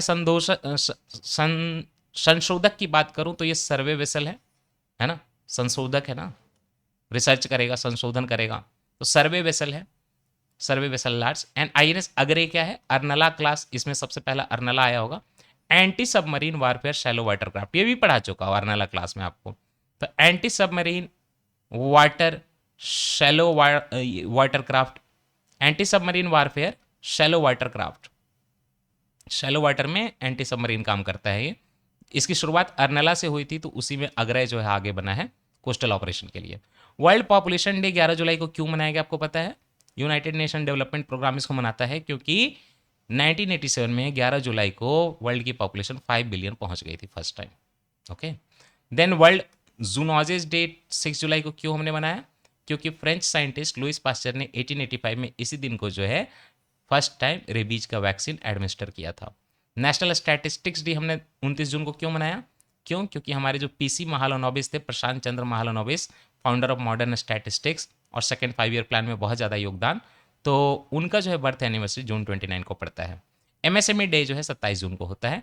ओलंपिक डे 23 जून को हमने क्यों मनाया? क्योंकि इंटरनेशनल ओलंपिक डे 23 जून को इसलिए मनाया गया क्योंकि इंटरनेशनल ओलंपिक कमेटी जो है 1894 में इसी दिन को बनी थी। 12th international day of yoga 2026 का हमने मनाया 21 जून को। क्यों? क्योंकि मोदी जी ने प्रपोज किया था यूनाइटेड नेशन को कि आप लोग एक स्पेशल डे योगा का बनाइए, 2014 से ये चल रहा है, जिसको यूएन ने स्वीकार कर लिया था। वियतनाम में भारत के कुछ लोग जो है घूमने गए थे, एक फू कॉक आइलैंड में उनकी मृत्यु हो गई नाव पलटने से। मैं दिखा देता हूँ। ये फूकॉक आइलैंड देखने से बिल्कुल कंबोडिया के सामने लगता है, बट आता है ये वियतनाम में। तो फूकॉक आइलैंड याद रखिएगा, होची मिन सिटी के सामने समुद्र में एक आइलैंड है ये। तो कई सारे यहाँ पे टूरिस्ट मरे, उनके तो हमें नहीं जानना है, बट हमें जानना है कि फूकॉक आइलैंड वियतनाम में है। इसको हम लोग पर्ल आइलैंड भी बोलते हैं, लार्जेस्ट आइलैंड है पूरे वियतनाम का और ट्रॉपिकल टूरिज्म के लिए काफ़ी फेमस है। ये पड़ता है गल्फ ऑफ थाईलैंड में, ये थाईलैंड का गल्फ है, बट ये कंबोडियन कोस्ट के सामने भी पड़ता है, बट ये है पार्ट वियतनाम का। एडिनबर्ग क्यों न्यूज़ में है? Royal college of surgeon of Edinburgh जो है स्कॉटलैंड के, उन्होंने एक ब्रॉन्ज स्टैट्यू खड़ा किया है महर्षि सुश्रुत का। सुश्रुत जो थे, श्रुत संहिता लिखने वाले, सर्जरी एंड मेडिकल साइंस के मान लीजिए कि आप फादर माने जाते हैं प्लास्टिक सर्जरी और फादर ऑफ सर्जरी के। 7th से 6th सेंचुरी के बीसी में कभी ये थे भारत में, वाराणसी में। और इनका ब्रॉन्ज स्टैट्यू जो है तमिलनाडु में क्रिएट हुआ था, स्वामी मलाई में। वहाँ पे फिर लिया जाया गया एडिनबर्ग में इसको, समझ गए? एडिनबर्ग जो है स्कॉटलैंड में है बाय द वे। चाइना क्यों न्यूज़ में है? चाइना इसलिए न्यूज़ में है कि चाइना का एक सुपर कंप्यूटर है, लाइन शाइन सुपर कंप्यूटर। इसको ना वर्ल्ड का फास्टेस्ट सुपर कंप्यूटर का पोजीशन मिला है टॉप 500 रैंकिंग में। और यूएस का जो एल कैपिटन करके सुपर कंप्यूटर था, उसको इसने सेकंड रैंक पे डाल दिया। तो चाइना का लाइन शाइन 1 नंबर पे, एल कैपिटन यूएसए का 2 नंबर पे, फ्रंटियर यूएसए का 3 नंबर पे, ऑरोरा यूएसए का 4 नंबर पे, एंड जर्मनी का जुपिटर बूस्टर जो है 5 नंबर पे है। ये 5 सुपर कंप्यूटर दुनिया के फास्टेस्ट कंप्यूटर हैं। 1 नंबर पे लाइन शाइन है, बताइए चाइना 1 नंबर पे आ गया। अच्छा, बांग्लादेश में मोंगला पोर्ट मैंने पढ़ाया था कि भारत का इनिशिएटिव है, लेकिन बांग्लादेश की बदमाशी देखिए, क्या वो चाइना स्टेट ओन्ड कंपनी को बोल रहा है कि तुम लोग जो है मोंगला पोर्ट को डेवलप करो इकोनॉमिक जोन की तरह, है ना? मोंगला जो है चट्टग्राम के बाद सबसे बड़ा पोर्ट बांग्लादेश का है। बांग्लादेश साथ ही साथ न्यूज़ में इसलिए है क्योंकि भारत का जो इनिशिएटिव है इंटरनेशनल बिग कैट अलायंस, जो बहुत डिटेलिंग में पिछले क्लास में पढ़ाया मैंने आपको, उसका 27th मेंबर अब बांग्लादेश बना है। बताइए, इतने वहाँ पे बंगाल टाइगर, और 27वां मेंबर वो आया, पहले आना चाहिए था। ये जो है इंटरनेशनल बिग कैट अलायंस 2023 में मोदी जी ने अनाउंस किया था, तो भारत में है इसका हेडक्वार्टर, दिल्ली में। वेनेजुएला क्यों न्यूज़ में है? Because of the earthquake. 2 earthquake आए, एक 7.2 का, एक 7.5 का, और कंट्री जो है बर्बाद हो गई।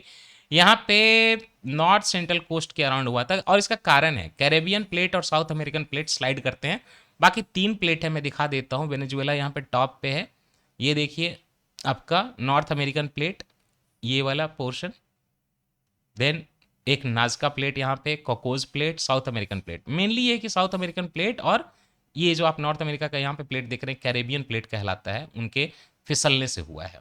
Canada, Skydo became the first Indian cross border payment platform to obtain regulatory approval in a foreign country. Skydo जो है क्रॉस बॉर्डर इंडिया है, इंडिया का है, लेकिन ये कनाडा में काम करेगा क्योंकि कनाडा में इसको पेमेंट सर्विसेज के लिए लाइसेंस मिल गया है। यूनाइटेड अरब एमिरेट क्यों न्यूज़ में है? क्योंकि इन्होंने 15 साल के छोटे जितने भी बच्चे होंगे उसको सोशल मीडिया से बैन कर दिया है।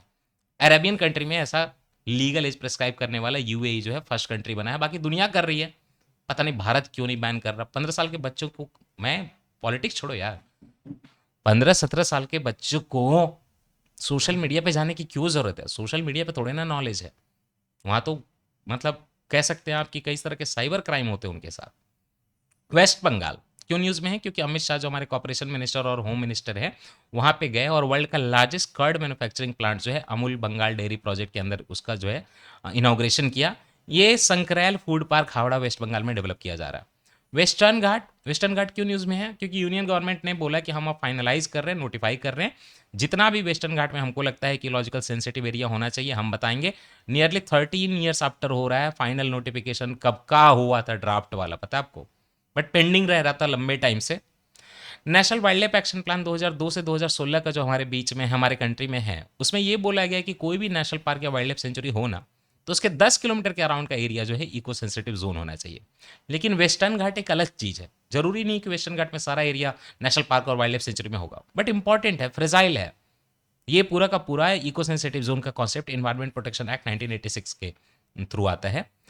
आपको ये जानना है कि वेस्टर्न घाट के लिए क्या किया जाए, इको सेंसिटिव जोन कितना बनाया जाए, इसके लिए 2 कमेटी भारत में बनी। पहली कमेटी बनी थी वेस्टर्न घाट इकोलॉजी एक्सपर्ट पैनल, माधव गैडगिल करके, 2010-11 के बीच में। 10 में बनी, 11 में रिपोर्ट आई होगी। ये कमेटी यूपीसी ने पूछा था कि कौन इसमें से वेस्टर्न घाट से कौन सा रिलेटेड है, तो माधव गैडगिल। अब इन्होंने इतना ज्यादा इको सेंसिटिव जोन बनाने का बोला ना नोटिफिकेशन की, कोई भी स्टेट मान ही नहीं रहा था कि नहीं इतना कैसे होगा। तो सरकार ने डाइल्यूट करने के लिए एक हाई लेवल वर्किंग ग्रुप बनाया, ये था कस्तूरी रंगन का, उन्होंने काफी डाइल्यूट कर दिया 2012-13 में। ये दो थोड़ा याद रखिएगा, माधव गैडगिल और कस्तूरी रंगन वेस्टर्न घाट के पैनल हैं। उत्तराखंड क्यों न्यूज में है? क्योंकि उत्तराखंड ने ना हल्द्वानी नाम की जगह में, जिला है यूपी से सटा हुआ बिल्कुल पास में, वहाँ पे फॉरेस्ट ट्रेनिंग एकेडमी में इन्होंने ज्योग्राफिकल इंडिकेशन जितना भी इनके स्टेट का है ना, उसकी पूरी गैलरी बना दी है, जाके आप देख सकते हैं, मजे ले सकते हैं। पंजाब की न्यूज़ में है क्योंकि अमृतसरी कुलचा के लिए अमृतसरी कुलचा छोले ट्रेनिंग सेंटर अमृतसर में बनाया गया है, तो जाइए खाइए मजे करिए। मिजोरम क्यों न्यूज़ में है? क्योंकि ministry of environment forest and climate change ने बोला है कि मिजोरम जो है भारत का 21st डिजिग्नेटेड रिपोजिटरी बनेगा बायोलॉजिकल डाइवर्सिटी एक्ट 2002 में। बताइए कब का एक्ट आया हुआ है, और मिजोरम की डिपोजिटरी जो है यहाँ पे बायोडाइवर्सिटी की आज बनाई जा रही है। श्री अंबाबाई टेम्पल क्यों न्यूज़ में है? क्योंकि जो फाउंडेशन स्टोन है वह उसका प्रदक्षिणा पथ का मार्ग का ये कंजर्वेशन किया जा रहा है, उसका रिवाइवल किया जा रहा है श्री अंबाबाई महालक्ष्मी टेम्पल का। और ये जो है ओवरऑल विकास भी विरासत भी इनिशिएटिव के अंदर हो रहा है। ओके, एक चीज छूट गई कि अंबाबाई टेम्पल कहाँ पे है, तो कोल्हापुर नाम से पता चल रहा है अंबाबाई, तो कोल्हापुर नाम की जगह जो है कोल्हापुर महाराष्ट्र में वहां पे है। तो बस आप इतना ही याद रखिए कि कोल्हापुर महाराष्ट्र में अंबाबाई टेम्पल है, that's it. Temple is situated in Karveer Kolhapur Maharashtra and is counted among India's revered Shaktipeeth में आता है। जयपुर क्यों न्यूज में है? क्योंकि 18th पोजीशन इसको मिली है time outs best cities for art and culture 2026। Highest ranking Indian city है ये लिस्ट में। लीडिंग 5 सिटीज, इसके अलावा मैं बात करूं तो वर्ल्ड में तो 1 नंबर पे लंदन है ना। Time outs best cities for art and culture 2026 में 1 नंबर पे लंदन, सेकंड नंबर पे पेरिस, थर्ड नंबर पे न्यूयॉर्क, बाकी भी है कुछ।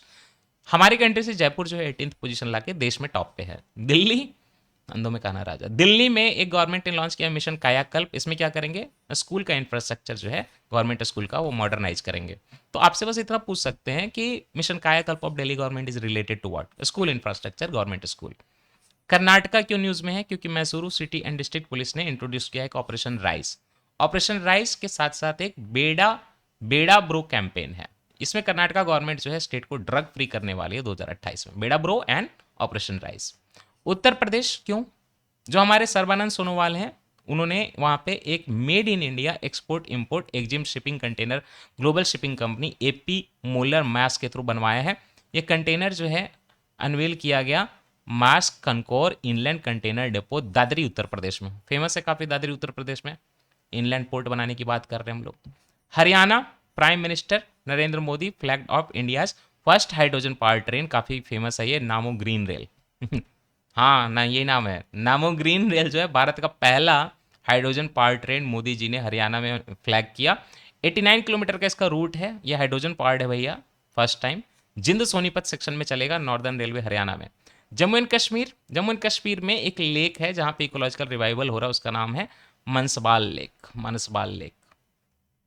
ये है गांदरबाल डिस्ट्रिक्ट में। मनसबाल जो है एक alkaline spring water fed fresh water lake है ना, मतलब ऐसे अल्कलाइन है लेकिन जब पानी आता है तो फ्रेश वाटर, मतलब alkaline and spring fed fresh water lake. Fresh water है बट अल्कलाइन है, समझ गए? जरूरी नहीं कि अल्कलाइन हो तो मतलब समुद्री वाटर ही हो, राइट? कई बार मिनरल पास में भी होते हैं। तो डेप्थ इसकी 13 मीटर की है और इंडिया का डीपेस्ट फ्रेश वाटर लेक माना जाता है और इसको supreme gem of Kashmir lake भी बोला जाता है। तमिलनाडु में first time 3D printed artificial reef module बनाए जा रहे हैं रीफ को कंजर्वेशन करने के लिए। जब आप रामेश्वरम जाएंगे ना तो रामनाथपुरम जाएंगे, तो रामनाथपुरम कोस्ट में फेज 2 चल रहा है प्रधानमंत्री मत्स्य संपदा योजना का। तो जितना आप आर्टिफिशियल रीफ क्रिएट करोगे, रिवाइव करोगे पुराना वाला, तो मरीन हैबिटेट बढ़ेगा और फिश का स्टॉक बढ़ेगा, मछली पालन बढ़ेगा, तो मत्स्य संपदा बढ़ेगी, राइट। तुंगभद्रा रिवर का डिस्प्यूट तो आप जानते ही हैं, और ये डिस्प्यूट है कर्नाटक, आंध्र प्रदेश और तेलंगाना के बीच में। बट आप ये देख लीजिए कि तुंगभद्रा है क्या है ना। तुंगभद्रा आप जानते होंगे विजयनगर एम्पायर से। तो ये देखिए कृष्णा रिवर आपको दिख रही है। कृष्णा में भीमा भी आती है, पुणे के पास से भीमा रिवर। फिर कृष्णा जो है आगे बढ़ती है, आगे जाती है। तो ये जो कृष्णा रिवर है उसमें एक रिवर तुंगभद्रा जा रही है ना, कर्नाटका के रीजन के आसपास में। तो ये जो तुंगभद्रा रिवर जा रही है कृष्णा में, तो तुंगभद्रा रिवर बनती है तुंगा रिवर से और भद्रा रिवर से, और ये दोनों रिवर आते हैं वराह पर्वत, ये वेस्टर्न घाट सब मान लीजिए। तो वेस्टर्न घाट से दो रिवर निकलती हैं, एक तुंगा एक भद्रा, और दोनों कुडली नाम की जगह में मर्ज करके तुंगभद्रा बनाते हैं, जो कि आगे जाके कृष्णा में मिल जाएगी। तो महाराष्ट्र और कह सकते हैं आपकी मतलब तेलंगाना, आंध्र प्रदेश, ये सारे लड़ेंगे, ठीक है। तो Karnataka, Andhra Pradesh, Telangana reached a rare consensus, joint meeting हुई थी कि 33 न्यूली इंस्टॉल्ड स्पिलवे गेट्स हम लोग तुंगभद्रा डैम पे बनाते हैं, कोई दिक्कत नहीं। तुंगभद्रा रिवर जो है ट्रिब्यूटरी है, राइट बैंक ट्रिब्यूटरी है। इधर से जब रिवर जा रही है कृष्णा तो राइट बैंक पे आ रही है तुंगभद्रा कृष्णा रिवर पे, और तुंगा भद्रा से मिलकर बनती है। दोनों वेस्टर्न घाट से निकलते हैं कर्नाटका से, एंड वराह पर्वत से निकलते हैं, साथ ही साथ गंगू मूला भी बोल सकते हैं आप उसको, उस लोकेशन को जहाँ से निकलते हैं Varaha Parvat, Gangu Mula. Tunga and Bhadra rivers meet at Kundli, ये नाम की जगह, कुडली कुडली कुडली, शिवमोगा जिले में पड़ता है ये। अच्छा, लद्दाख में हेमिस फेस्टिवल 2026 जो हुआ, रिलीजियस डिवोशन हुआ, और ये हिस्टोरिक जो हेमिस मोनास्ट्री है लेह डिस्ट्रिक्ट में है लद्दाख में, याद रखिएगा। हेमिस फेस्टिवल को हम लोग हेमिस चेसू भी बोलते हैं, सेचू भी बोलते हैं, और ये सेलिब्रेट होता है हेमिस मोनास्ट्री में on the 10th day of the Tsechu month according to Tibetan lunar calendar.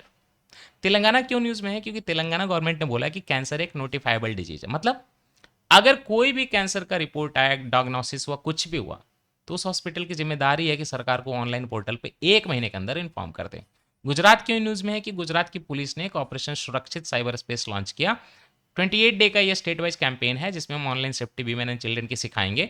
Prime minister Narendra Modi Gujarat गए और उन्होंने एक CG semi outsource semiconductor assembly and test facility जो है सानंद गुजरात में स्टैब्लिश करवाई। अमित शाह गुजरात गए और उन्होंने प्रधानमंत्री family care tracker pilot project Gandhinagar में चालू करवाया। राखी गढ़ी तो आप जानते हैं, आर्कियोलॉजिकल सर्वे ऑफ इंडिया ने यहाँ पे ह्यूमन स्केलेटन जो मिले थे ना उनको ट्रांसफर करके एंथ्रोपोलॉजिकल सर्वे ऑफ इंडिया को दे दिया कि आप लोग पढ़ो, हमारा काम हो गया। तो एंथ्रोपोलॉजिकल क्यों पढ़ेंगे? क्योंकि ये ह्यूमन स्केलेटन ना आपके टोटल मिले थे 56, उसमें से एक जो है 4600 ईयर ओल्ड वुमन का, उसका जेनेटिक स्टडी किया गया है, याद रखिएगा, उस पर रिसर्च पेपर आया है। तो 56 टोटल स्केलेटन मिले थे माउंट नंबर 7 में, राखीगढ़ी में। लेकिन बाकी ना 55 जो थे वो किसी काम के नहीं थे, सैम्पलिंग नहीं कर पाते उसकी, इतने खराब हो चुका था। तो एक जो थी उसमें वुमन, उसका सैम्पलिंग हुआ, एक ही सैम्पलिंग हुआ आउट ऑफ 56, है ना। पूरा साइट बहुत बड़ा है, 550 हेक्टेयर का सबसे बड़ा साइट है ये इंडस वैली सिविलाइजेशन का, हरियाणा में पड़ता है, ठीक है। देन शेषाचलम फॉरेस्ट, जब आप आंध्र प्रदेश जाएंगे तो तिरुपति डिस्ट्रिक्ट जो है वहां पे आपको मिलेगा ये forest. Archaeological survey of India ने डिस्कवर किया है 3 इंस्क्रिप्शन उनको मिले हैं 16th सेंचुरी के, जो कि विजयनगर रूलर सदाशिव राय से एसोसिएटेड है, शेषाचलम फॉरेस्ट में मिले हैं तिरुपति डिस्ट्रिक्ट में। ये इंस्क्रिप्शन पे ना शिव टेम्पल बनाने की बात है, मठ या मोनास्ट्री बनाने की बात है, कहाँ पे? एक पापा विनासा नाम की जगह पे, by king Sadashiva Raya during a pilgrimage. समझ गए? आइए, मेकदातु प्रोजेक्ट जो है उस पर तमिलनाडु ने अपोज किया, उसकी असेंबली ने पास किया कि हमें पसंद नहीं है। इसके लिए आपको समझना पड़ेगा कि I am talking about Tamil Nadu, तो I must be talking about the river Kaveri. But Kaveri आती कहाँ से है? कावेरी आ रही है, देखिए इधर कर्नाटका साइड से। तो कावेरी जब इधर से आ रही है, हेमावती रिवर आ रही है, उसमें कावेरी मेन रिवर है, हेमावती आ रही है, हेमावती, शिमशा, है ना, अर्कावती, कबीनी, देन सारे, बहुत सारे, Noyyal river, Amaravati river, Bhavani river, ये सारे रिवर कावेरी में जाते हैं, लास्ट में कावेरी बनती है। तो कावेरी में ऑलरेडी आप देख सकते हैं तमिलनाडु के एरिया में मेट्टूर डैम है, ग्रैंड एनिकट है, और काबिनी पे भी डैम है इधर कर्नाटका में, कृष्णा राजा सागर डैम है, हेमावती डैम है, हरांगी डैम है, ये सारे डैम तो हैं। बट यहाँ पे एक देखिए मेक डाटू जो बना रहा है कर्नाटका, उस पर तमिलनाडु ने बोला है कि हमें पसंद नहीं। तो उन्होंने एक रिजोल्यूशन लाया है कि कर्नाटका जो ये मेकडाटू डैम प्रोजेक्ट ला रही है हमें पसंद नहीं है, और उनका कहना है कि इससे उनका पानी घट जाएगा। तो Mekedatu project is propose balancing reservoir across the Kaveri river near Mekedatu in Ramanagara district Karnataka. Kalpakkam क्यों न्यूज़ में है? कलपक्कम में तो जानते ही आप हमारा न्यूक्लियर फैसिलिटी है। तो डिपार्टमेंट ऑफ एटॉमिक एनर्जी ने क्या किया, वर्ल्ड का first hydrogen production facility based on copper chlorine thermo chemical cycle यहाँ पे बना दिया। तो इससे क्या होगा कि जो हमारा ऑलरेडी न्यूक्लियर प्रोसेस से हीट जनरेट होता है ना, वो वेस्ट हो जाता है कई बार। यहाँ पे हमारा फास्ट ब्रीडर टेस्ट रिएक्टर है, सेकेंड जनरेशन का रिएक्टर। इंडिया में 3 स्टेज न्यूक्लियर पावर का बताया ना प्लान, पहले पढ़ाया हुआ है। सेकेंड स्टेज में फास्ट ब्रीडर रिएक्टर बनेंगे, तो उसी से जो हीट निकलेगी ना, उसी का यूज़ करके हम लोग जो है आपका हाइड्रोजन प्रोडक्शन करेंगे। इसके लिए कॉपर क्लोरीन थर्मोकेमिकल साइकिल का यूज़ करते हैं IGCAR कलपक्कम में। बीमल एन पटेल क्यों है ये न्यूज़ में? बीमल एन पटेल को जज of the international tribunal for the law of the sea बनाया गया है 2026 से 2035 के लिए, और करेंटली वो UN इंटरनेशनल लॉ कमीशन का पार्ट हैं, और साथ ही साथ वाइस चांसलर है राष्ट्रीय रक्षा यूनिवर्सिटी का। इसके पहले गुजरात के नेशनल लॉ यूनिवर्सिटी में भी थे वो। International tribunal for the law of the sea जो है ये 1996 में स्टैब्लिश किया गया था। किसके अंदर? अनक्लॉज के अंदर। अनक्लॉज क्या है? United nation convention on the law of the sea, जो कि 1982 में आया था। तो मतलब United nation convention on the law of the sea है ना, उसके अंदर एक बना tribunal, international tribunal for the law of the sea 1996 में। उस ट्रिब्यूनल के बिमल एन पटेल जो हैं एक जज बने हैं, और इनका टर्म जो है लंबा चौड़ा होगा 10 साल का। इसका हेडक्वार्टर बाय द वे इस ट्रिब्यूनल का हैम्बर्ग जर्मनी में है। रवि अग्रवाल क्यों फेमस हो रहे हैं? क्योंकि रवि अग्रवाल जो है central board of direct taxes के रीअपॉइंटमेंट हो चुकी है उनकी, और वो उसके चेयरमैन बने हैं। 6 महीने का टर्म इनका एक्सटेंड कर दिया गया। महेश दीक्षित क्यों न्यूज़ में है? कि यूनियन गवर्नमेंट ने इंटेलिजेंस ब्यूरो का जो है सीनियर IPS लीडर ये ऑफिसर को बना दिया है महेश दीक्षित को director of the intelligence bureau. इसके पहले भी वो अच्छे पोजीशन में थे, स्पेशल डायरेक्टर थे इंटेलिजेंस ब्यूरो के, अब वो क्या बन गए हैं? डायरेक्टर बन गए हैं। तो तपन कुमार डेका का इन्होंने प्लेस ले लिया है। 2 साल का टेन्योर है अपॉइंटमेंट के दिन से। कॉमनवेल्थ गेम जो है 2026 के कंक्लूड हो चुके हैं। ये 23rd एडिशन था कॉमनवेल्थ गेम्स का, जो कि स्कॉटलैंड के ग्लासगो में हुआ। ये गेम 23 जुलाई से 2 अगस्त के बीच में हुए थे। तो चूंकि जुलाई के करंट अफेयर में शुरुआत हो गई थी, तो मैंने पूरा अगस्त में जितना आया था सब कंक्लूजन तक इसी में डाल दिया है ना। तो अगस्त के मंथ में हमें कॉमनवेल्थ गेम्स नहीं पढ़ना पड़ेगा। टोटल 74 कंट्री ने पार्टिसिपेट किया, और यहाँ पे अगर हम बात करें कि ऑफिशियल मास्कट क्या था, तो फीनी। फीनी क्या है? स्कॉटलैंड का आइकॉनिक एक हाईलैंड खाऊ है, उससे इंस्पायर्ड है, एंड वही इसका जो है फीनी जो था उसका आइकन था। मेजर वेन्यू में अगर बात करें तो स्कॉटिश इवेंट कैंपस, बाकी स्कॉटलैंड का ही सब कुछ था, ग्लासगो वगैरह। 24th कॉमनवेल्थ गेम्स कहाँ होंगे? इंटरेस्टिंगली 2030 में होंगे, और ये अहमदाबाद इंडिया में होंगे। तो 23rd वाला स्कॉटलैंड ग्लासगो में, अगला वाला 2030 में अहमदाबाद गुजरात में। इंडिया का परफॉर्मेंस क्या हुआ? इंडिया को ओवरऑल 4थी रैंक मिली मेडल में, ओवरऑल मेडल टैली में, securing a total of 39 medal. ये India's medal haul consisted of, कितना मिला है इस तरह से पूछ देंगे आपसे, पक्का है। तो 13 गोल्ड मिले हैं, 17 सिल्वर मिले हैं, 9 ब्रॉन्ज मिले हैं। 2022 वाला जो था भारत जब पार्टिसिपेट करता है, तो वो यूनाइटेड किंगडम के बर्मिंघम में हुआ था। तो वहाँ पे इंडिया को 21, 16, 23 मिले थे, तो वो तो मत याद रखिए। बट अभी इंडिया को जो है 13, 17 एंड 9 मिले हैं, और इस तरह से इंडिया को जो है 60 मेडल के साथ 4th रैंक मिली है। इंडिया एंड स्कॉटलैंड दोनों को 13 गोल्ड मेडल मिले हैं, बट इंडिया को 4th पोजीशन इसलिए मिली क्योंकि सिल्वर के मामले में इंडिया जो है उससे ऊपर है। ऑस्ट्रेलिया जो है टॉप पे आया, उसको 70 गोल्ड मिले, मिला जुला के उसको जो है 171 मेडल मिले। 171 हमारे 60 यार। इंग्लैंड को जो है सेकंड पोजीशन मिला, 110 मेडल्स। थर्ड पोजीशन पे कौन है? कनाडा है, उसको मिला 62 मेडल्स, और 4th पोजीशन पे इंडिया है। स्कॉटलैंड जो है 39 मेडल था, तो वो 5th पे आया है ना। I boxing emerge as India's most, okay 1 second, एक मिस्टेक हो गई। 13, 17, 9 मिला है, तो 7, 3, 10, 19 का 9 बचाएगी तो 39 मेडल मिले इंडिया को। ये जो आप देख रहे हैं यहाँ पे 60 मेडल, ये 2022 वाला है। तो 2022 में इंडिया को 60 मेडल मिले थे, 4th रैंक थी।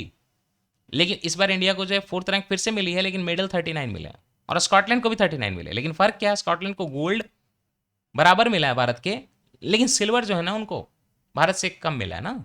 ये देखिए 9 सिल्वर 17 ब्रोंज मिले हैं, भारत को सिल्वर ज़्यादा मिला है काफ़ी, 17 सिल्वर। तो उनका रिवर्स कर दीजिए, भारत के बराबर गोल्ड है स्कॉटलैंड का, लेकिन भारत को सिल्वर 17 मिले थे, ब्रॉन्ज जो है 9 मिले थे। इनका रिवर्स है, तो इसीलिए हमें 4th पोजीशन मिल गई, अदरवाइज हम भी 5th पे आते।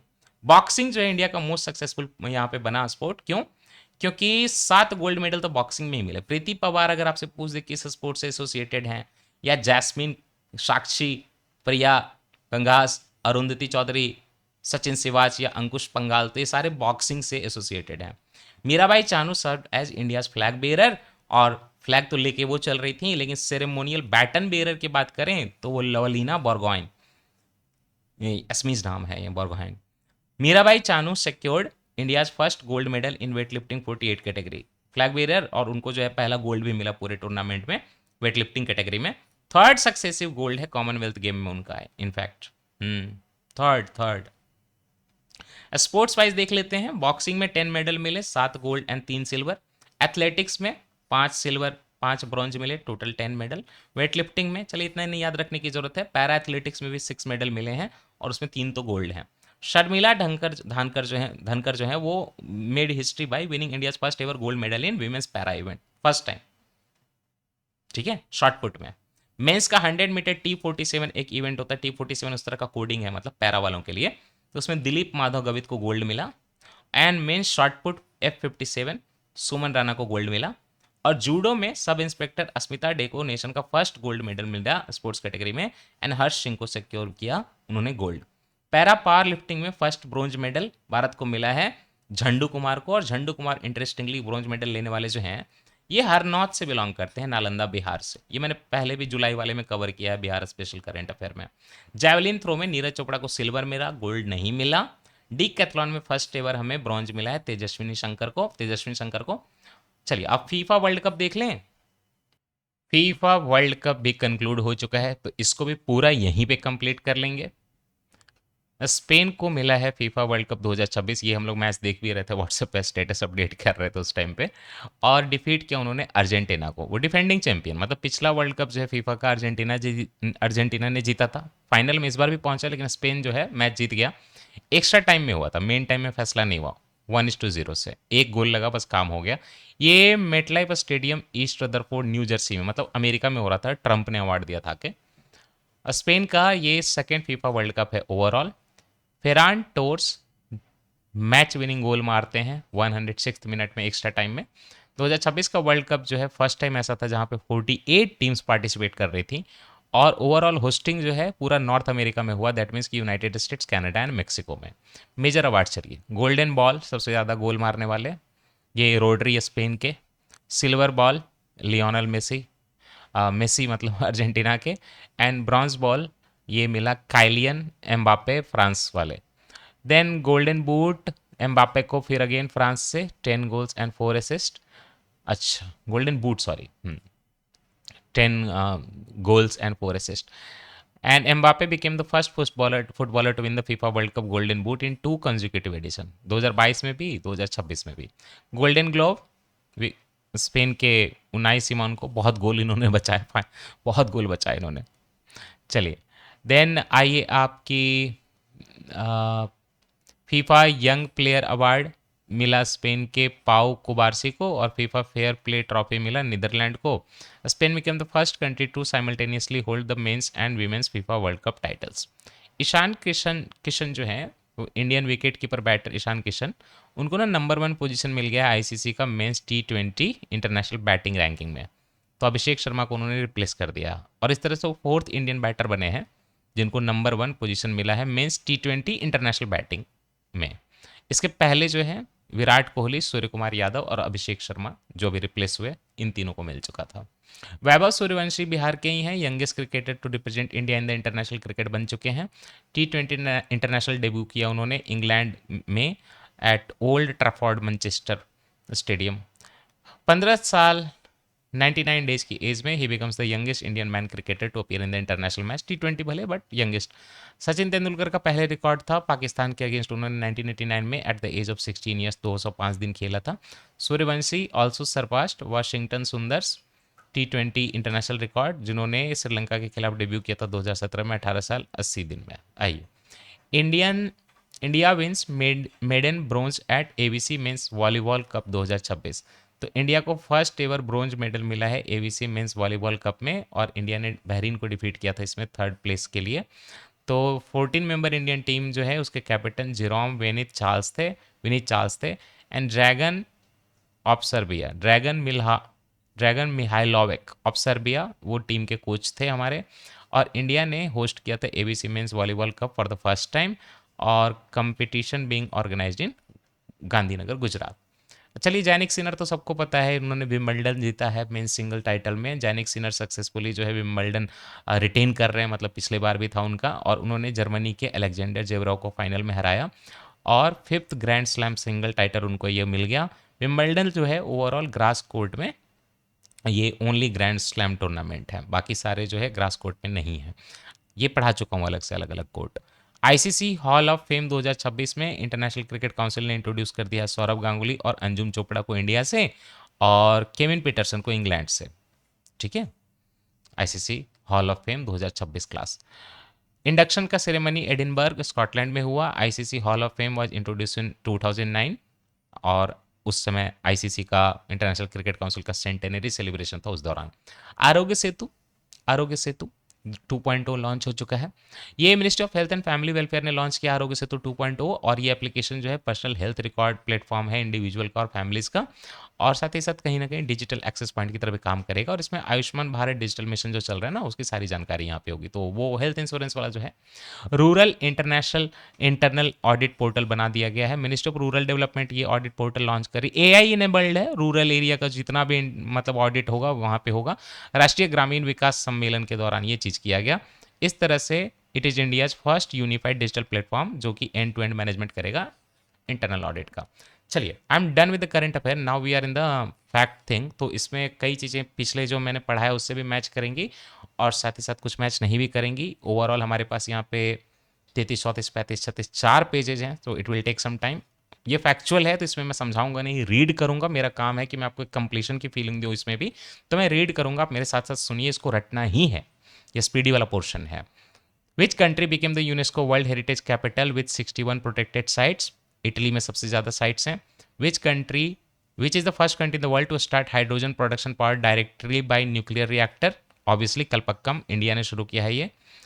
इलेक्ट्रिसिटी की जगह हम लोग न्यूक्लियर रिएक्टर से डायरेक्टली हीट जो है उससे हाइड्रोजन बनाएंगे। Where was the first national rural development conference organised? New Delhi में। Which Indian city has been selected to host the badminton world championship in 2026? New Delhi में होगा। आप खेल सकते हैं, मैं खेलने जा रहा हूँ इसमें। Who became the 97th grand master of India? Harshavardhan G B. 96 भी आगे पढ़ा दूंगा, हर्षवर्धन जी बी जो है 97th बने हैं। Who had been appointed the new managing director of for India by the artificial intelligence company OpenAI ने किसको यहाँ पे MD बनाया है? प्रभजीत सिंह को। Where was the Kaushal Mahotsav 2026 organise by the ministry of skill development? Warangal में हुआ था, तेलंगाना में, NIT वारंगल जहाँ पे है। Which country transfer the operation of it second largest and busiest port Mongla port from India to China? ये बांग्लादेश ने हमारे साथ हरकत कर दी। Which foundation day of the state bank of India was celebrated on? चलिए 71st, ये इंपॉर्टेंट नहीं, इग्नोर कर सकते हैं। Where was the 29th national e governance conference organise? Jaipur में हुआ था। Next, which country has become the 10th nation to adopt the UPI? Greece ने। Where will the country's first offshore airport be constructed? Palghar Maharashtra में offshore airport बनेगा, मतलब बाहर है ना, समुद्र पे। Who had been appointed the presidency council for the European union? Ireland को जो है presidency council of the European union में एंट्री मिली है। Which medal did Kidambi Srikanth win at the US open badminton 2026? Silver medal मिला था किदाम्बी श्रीकांत को। In which state does the Malaprabha river which was recently news due to severe drying? अभी थोड़ी देर पहले मालप्रभा घाट प्रभा पड़ा है, तो कर्नाटका में है Malaprabha. Who was appointed as the chief of the integrated defence staff? Tajinder Singh को जो है chief of integrated defence staff to the chief of staff committee बनाया गया जुलाई 2 को तजिंदर सिंह को। In which state has India first satellite based landing procedure for helicopter operations been approved? Andhra Pradesh में satellite based landing होगा, रडार नहीं। Which state government has establish the minority education authority? Uttarakhand ने। Which city was the seafood expo India 2026 held? Chennai में seafood expo India 2026 हुआ। Who was appointed as the head of the Southern Air Command? Jasbir Singh Maan. Which national narcotics helpline has been launched by the government of India to curb drug abuse? पढ़ चुके हैं आप, मानस। Friend का complain कर सकते हैं जो गांजा पीता हो। Who became the oldest player to score a goal in a FIFA world Cup knockout match? Cristiano Ronaldo, oldest. Who has been appointed as the additional secretary in the Ministry of Home Affairs? Prashant Sitaram, not important. In which country were 651 Indian Army personnel honored with the United Nations Medal for their peacekeeping mission? Congo में ये award मिला हमारे लोगों को. In which state was the Dream Festival celebrated? Arunachal Pradesh में होता है Dream Festival. Which state government has launched the Durga Squad to strengthen women's safety? Obviously West Bengal. Who was honored with the first NBT Bhushan Award? Prasoon Joshi को NBT Bhushan award मिला. In which state has the Borjoli wetland been declared a biodiversity heritage site? ये असम में है, नाम से पता चल रहा है Borjoli. Between India and which country did a bilateral investment agreement come into force? Israel, not important. Who was the women's T20 world cup title? किसने विन किया? सॉरी, ऑस्ट्रेलिया ने विन किया. Important. Where was India's first integrated oil palm complex inaugurated? Important. Oil palm बहुत important है India के लिए. Bharat Indonesia से लेता है अदरवाइज सबसे ज़्यादा. अंजनापुरम विलेज, तेलंगाना में. Who became the first women from the Assam to successfully scale Mount Everest? ये Rupmoni Gaur, Mount Everest, first woman from Assam. Where was the 16th India Japan annual summit held? New Delhi में हुआ था, जापान के प्राइम मिनिस्टर आई थी. Which state government launch the mission zero poverty? जिनका नाम Sanae Takaichi है, जापान के प्राइम मिनिस्टर का. चले,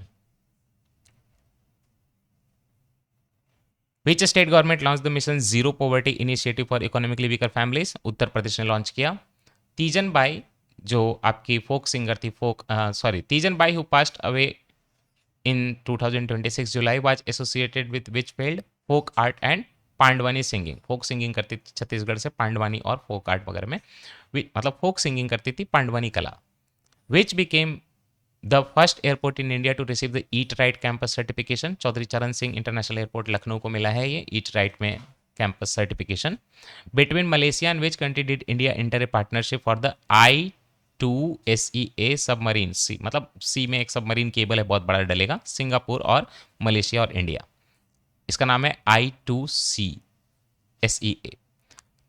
anyway, Mali Habadi mango of which state has been granted the GI tag? Mali Habadi mango जो है एक्चुअली में मतलब उत्तर प्रदेश का है. प्रोनाउंसिएशन में मिस्टेक हो गई, ये मलिहाबादी मैंगो है. ठीक है, लखनऊ के पास की एक जगह है मलिहाबाद, वहाँ पे मैंगो होता है देखिए दशहरी ही, लेकिन इसको थोड़ा अलग तरीके से ग्रो करते हैं, काफ़ी अच्छा होता है.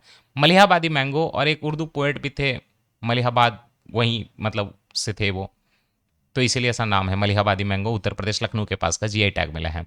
Which state government has approved the deep sea fishing mission for the year 2026-36, 10 साल के लिए? Orissa. Which country rank at the top of the global passport index 2026? India का रैंक तो देखिए 125 है, स्वीडन ने टॉप किया है. Where was the BRICS women's ministers meeting held? Kochi में हुआ था. Sirsa kinnow became the first fruit from which state to receive a GI tag? Haryana का पहला फ्रूट है जिसको GI टैग मिला है, वो सिरसा का किनाव. हाँ, संतरा हो रहा है यहाँ पे. Where will India's first indoor botanical garden be built? Patna में. Who was honoured with the AAPI humanitarian award? Nita Ambani. Which state government approved the green data centre policy 2026? Uttar Pradesh. Where will IIM Bangalore establish first international campus? अब पढ़ चुके हैं Indonesia में. Where did ISRO successfully conducted the first solve ground test for the Gaganyaan mission? Andhra Pradesh. Which state government launch the Dakshayani Yojana for the scheduled caste and scheduled tribe women? Kerala में. Natural history museum located in which state was declared India's 21st biodiversity repository? कहाँ पे? मिजोरम. पढ़ चुके हैं आप, है ना. Natural history museum जो है मिजोरम का, उसको बायोडाइवर्सिटी रिपोजिटरी डिक्लेयर किया गया, इंडिया का 21st वो बना है. Which state government biodiversity act 2002 के अंदर. Which state government launch the Guru Dakshina cashless medical scheme for teachers? Uttar Pradesh, मुझे मिलेगा. Which became India's second major port with 18 metre draft capacity? Kamarajar port जो है. Who became the 94th grand master of India? 94th वाला तो important नहीं है, हम लोग तो आगे का पढ़ चुके हैं 97, बट ठीक है. Ashwath S. Where did Indian delegation inaugurate the Manas and Mahabharata international civilisation study centre? कहाँ पे? किर्गिस्तान के बिश्केक में, Manas and Mahabharata. Who was honoured with the Ustad Bismillah Khan Yuva Puraskar 2025? Ranchhodlal Goswami. Which state will host the 8th Khelo India youth games? Telangana में होगा. In which state have Vande Mataram and Janagana Mana been declared mandatory? Tripura में mandatory हो चुका है. Already. Which city will host the global AI summit 2027? Geneva host करेगा। Which country will return the 11th and 12th century granite idol of Nandi to India? Australia return करेगा। Who has been appointed as the chairperson of the high level committee formed by for uniform civil code? Ranjana Prakash Desai. Which state government launched the first data center policy for 2026-29? Gujarat ने launch किया है। Which city topped the global livability index? Copenhagen top पे है, मस्त रही है यहाँ पे, कोपेन कोप भी करिए और कोपेनहेगन। हाँ, इंडिया एंड यहीं पे रहने की जगह है। India and which country have set a target to double bilateral trade by 2030? New Zealand के जब गए थे prime minister. Where was the state of the art human wildlife conflict center of excellence inaugurated? Coimbatore. Where did defense minister Rajnath Singh launch the indigenous stealth frigate INS Mahendragiri? Visakhapatnam में। Which state birth rate has dropped below 10,000 for the first time? ये जो है per 10,000 जो है below मतलब dropped below 10 per 1000 है ना, Kerala. According to the report released by on this date, which ranks highest in India for per capita income? Sikkim का per capita income सबसे ज़्यादा है। Which state government formed a 9 member expert committee on uniform civil code? West Bengal. Who won the women single title at Wimbledon? ये tennis Wimbledon में Linda Noskova को मिला single title, और आपने देखा था जैनिक सिनर को मिला था मेल का title. Where will the 16th edition of Asia's largest air show named Aero India? Aero India हमेशा बेंगलुरु में ही होता है। How many total medals did India win at the under 20? Not always in Bangalore but मतलब ठीक है, mostly in Bangalore. ठीक है, ठीक। एरो इंडिया का जो शो होता है, नहीं सॉरी, वहीं होता है खाली ना। हाँ, येलाहंका एयरफोर्स स्टेशन है, वहीं पे होता है बैंगलोर में। बाइएनियल है, 2 साल में एक बार। ओके चलिए। How many total medals did India win at the under 23 athletics championship? 16। What has the Central Vista area been renamed to? Modi ji ने इसका कर्तव्य भवन नाम दे दिया है। Which state government announced plans to celebrate August 16 as Ayushman दिवस? Waste Bengal. क्योंकि आयुष्मान वाली स्कीम में ममता बनर्जी नहीं आ रही थी ना, तो नए जो सीएम आए तो बीजेपी के हैं, तो इसलिए उन्होंने एक आयुष्मान दिवस भी बनाने का बोला है। ज्वाइन तो कर ही लिया प्रोग्राम को। What rank did India achieve in the International Physics Olympiad 2026? First rank. Which medal did Indian shooter Neeru Dhanda win at the ISSF Shotgun World Cup 2026, जो कि लोनार्टो इटली में हुआ? गोल्ड मेडल है ना, नीरू डंडा। डंडा सीधा मारती हैं, डंडा, हाँ गोली मार देती गोली। Where did 22nd Commonwealth table tennis championship commence? New Delhi. Who unveiled the Praxis mission to study the ring of Saturn Uranus and Neptune? NASA जो है यूरेनस नेपच्यून एंड सैटर्न का रिंग पड़ेगा प्रैक्सिस मिशन में। Which country was declared Ebola free? Uganda. Where was the BRICS employment working group meeting organise? Hyderabad में हुआ था। Where did chief justice J Suryakant inaugurate the tower of justice? Gurugram में। Which state government launch the chief minister heli tourism and air tourism Seva Yojana? Bihar ने। हाँ, बिहार ने launch किया chief minister heli tourism and air tourism Seva Yojana 2026 जुलाई 14 को। पढ़ाया था आपको ये। Where was India's largest global textile event Bharat Tex 2026 organise? ये न्यू दिल्ली में ही होता है। What is the rank of the Indian air force in the global air power ranking 2026? Third rank है, फर्स्ट पे अमेरिका है। In which state has the name Madrasa town been change to Bharatnagar town? Uttar Pradesh. Which state government announce the establishment of India's first AI university? Karnataka. Who launch the first nuclear powered satellite named Bohr? SpaceX ने launch किया। Nuclear powered है satellite ये, Bohr. Where was the 16th BIMSTEC national security advisers meeting organise? New Delhi, Ajit Doval गए थे इसमें। Which Indian woman secured the, मतलब दिल्ली में ही था। Which Indian woman secured the top position in the Fortune India most powerful women 2026 list? Nita Ambani. Which country announced a plan to impose a midnight social media curfew? 16 से and 17 साल के जो बच्चे हैं उनके लिए सोशल मीडिया का कर्फ्यू मिडनाइट में। ब्रिटेन ने इस तरह का काम किया है। Where was 8th India Japan defence policy dialogue organise? Tokyo में। Which state government launch the Kushal Setu and Kaushal Sarathi portal to digitalise the skill development system? Uttar Pradesh. Where did president Murmu inaugurate Sushrutam? ये न्यू दिल्ली में। Who was appointed as the chairperson of the high-level committee formed by the West Bengal government to investigate the institutional corruption? Justice Biswajit Basu. Where was the 31st Divya कला मेला organized? Ministry of social empowerment ये कराता है, भोपाल में हुआ है, ये याद रखिएगा।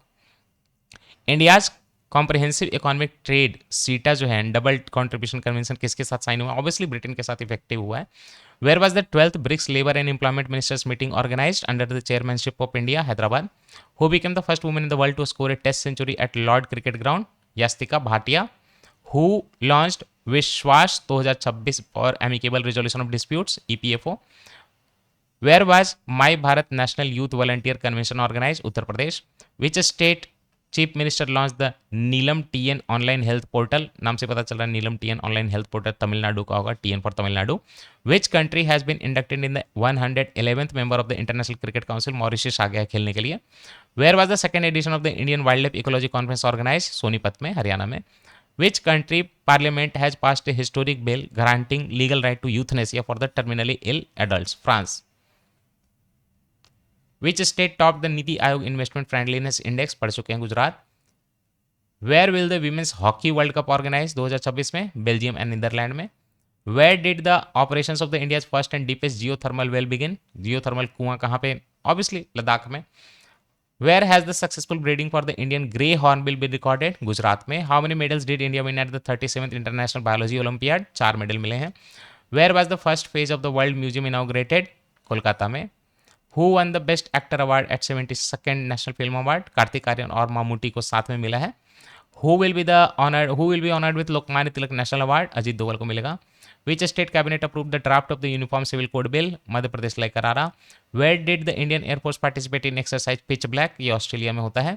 Who became the 99th Grand Master of India? ये याद रखिएगा, है ना. VS रत्नवेल जो है 99th ग्रैंड मास्टर भारत के बने. In which state is Raimona national park located? Obviously यहाँ पे जो है बटरफ्लाई के स्पेसिस का सेंसस हुआ है, तो असम में है रायमोना.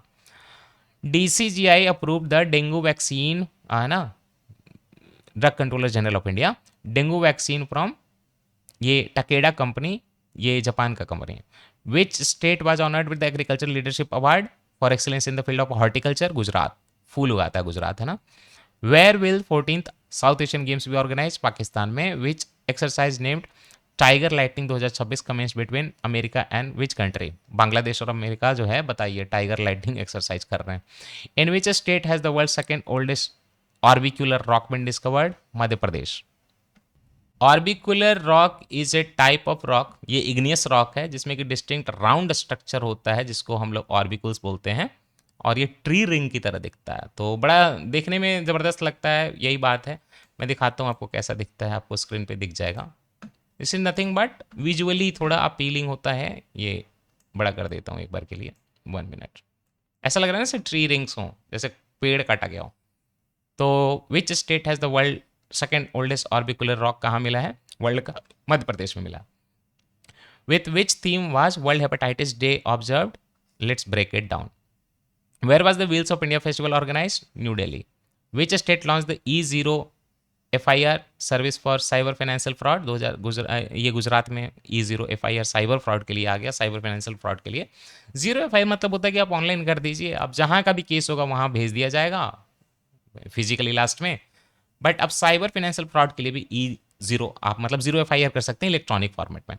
विच बैंक वाज ऑनर्ड? गुजरात में ऐसा हुआ. Which bank was honoured with the world's best consumer bank 2026 award? State bank of India. Where has operation Vidhi Palak been launch to educate cyber fraud and women safety laws? Bihar में. Operation Vidhi Palak Bihar में. Which state has Indian army launch operation Jal Rahat to assist flood relief? Assam के लिए. असम में सबसे ज़्यादा flood आए हुए हैं, अभी आपको पता होगा. INS मलवन जो है कहाँ पे इंट्रोड्यूस किया गया? कारवार कर्नाटका में. इंडियन नेवी में इंट्रोड्यूस किया गया, इंडक्ट किया गया. Where has Piko the official mascot of the badminton world championship been launch? Delhi में, है ना. बाकी इसमें क्या हुआ बैडमिंटन वर्ल्ड चैंपियनशिप में, ये मैं अगस्त वाले में पढ़ाऊंगा. The Odessa port which was recently in the news, ये जो है मेजर पोर्ट विच कंट्री का? यूक्रेन का है Odessa port. In which state has mission golden spice been launch? Meghalaya ने लॉन्च किया है. Which state will India's first AI powered bird sanctuary will be established? Bird sanctuary AI powered, Maharashtra. In which state was the Samras Vidya Setu mega campaign launch? Gujarat में हुआ है. DRDO ने successfully कहाँ launch किया flight test surface to air missile? Kusha का, उड़ीसा में. Which became the first climate resilient village of its named? Kilai. Kilai जो है तमिलनाडु में है ना. क्लाइमेट रेजिलियंट विलेज बना है पहला देश का. What rank has India achieved in terms of electrification for the broad gauge railway network? Second rank है ब्रॉड गेज के इलेक्ट्रिफिकेशन के लिए पूरी दुनिया में. Which country rank at the top of the global terrorism index 2026? Pakistan को सबसे ज़्यादा टेररिज्म से प्रभाव है। ये सच्चाई है एक्चुअली। टेररिस्ट अटैक पाकिस्तान में बहुत ज़्यादा होते हैं, बट वो है कि वो मतलब एथनिसिटी पे है, रिलीजन पे कम है, एथनिसिटी पे है। एक तरफ जो है अफगान है, पश्तून, एक तरफ जो है पाकिस्तान है। इंडिया का रैंक 13th है। हमने काफ़ी हद तक देश को सिक्योर रखा है। Who won the Chennai grand master 2026 title? ये Ali Reza Firouzja which became the first European country to approve a social media ban for the children under 15 years age? France. Who won the title? Europe का पहला country जो 15 साल के बच्चों को internet नहीं आने देगा, सोशल मीडिया पर नहीं आने देगा, sorry, France. Who won the title of Mrs India 2026? Akanksha Chaudhary जो है। Where was the 33rd Asian regional forum ministerial meeting organise? Manila में, फिलीपींस में। Who has been appointed the new secretary of the department of higher education? Naresh Pal Gangwar. Where was Prakriti Cafe inaugurated to promote healthy eating habits? New Delhi. Which became the first state in India to include AI as a core subject for class 1 to 12 पूरा? पंजाब में AI पढ़ाया जाएगा core subject. Where was the 16th BRICS Health Minister meeting organized? Chandigarh में. Which state launched the State Water Plan 2027? Rajasthan. Which state became the 45th? Which became the 45th World Heritage Site of India? ये पढ़ा चुका हूँ, Sarnath. With which IIT has Microsoft India launched उन्नति AI 2.0 for India's AI innovation ecosystem? IIT Delhi के साथ मिलके, है ना, माइक्रोसॉफ्ट के साथ मिलके। Who was given the additional charge of the Ministry of Education following the resignation of Dharmendra Pradhan? Prahlad Joshi को मिला है, आप जानते हैं सारे लोग प्रोटेस्ट के बाद। Who was appointed as the Secretary of the Department of School Education and Literacy? ये TV Anil Kumar. Who became the youngest player to score a half century in T20 International? Vaibhav Suryavanshi, youngest player half century score करने वाले। 135th number का Durand cup inaugurate कहाँ हुआ? कोलकाता में। Durand cup के बारे में बोलूं तो ये एशिया का oldest existing club football tournament है। 1888 में ये शिमला से शुरुआत हुई थी इसकी। कोलकाता में भी 135th आप सुन रहे हैं, है ना। तो कोलकाता में 135th वाला हुआ था, काफ़ी होता है कोलकाता में। The 135th edition culminated in historic Kolkata derby final between, एक तरफ मोहन बगान सुपर जायंट और एक तरफ ईस्ट बंगाल, समझ गए। फाइनल मैच जो है सॉल्ट लेक स्टेडियम में हुआ था। और कौन जीता? East Bengal FC defeated the Sporting Club Delhi 5-0 knockout path में। Mohun Bagan defeated holders North East front this. Last match अभी तक नहीं हुआ है, अगस्त 23 को होगा, ठीक है, तो ये ध्यान रखिएगा। इनॉग्रेट हुआ, अभी चल ही रहा है, अगस्त 23 को होगा और मैं रिकॉर्ड कर रहा हूँ तो आज अगस्त 21 को कर रहा हूँ। Who won the world junior squash championship 2026? Anahat Singh, काफ़ी फेमस पर्सनैलिटी, बच्ची हैं। What is the name of the first all-women global sailing expedition of the Indian Armed Forces that was recently in the news? समुद्र प्रदक्षिणा। Who won the first gold medal for India at the Commonwealth Games 2026? सबसे पहले मीराबाई चानू को मिला था 48 category में। Which country celebrated 61st Independence Day recently? Maldives ने। The Prime Minister of which country has been invited by India as a special guest for the BRICS Summit 2026? Bangladesh.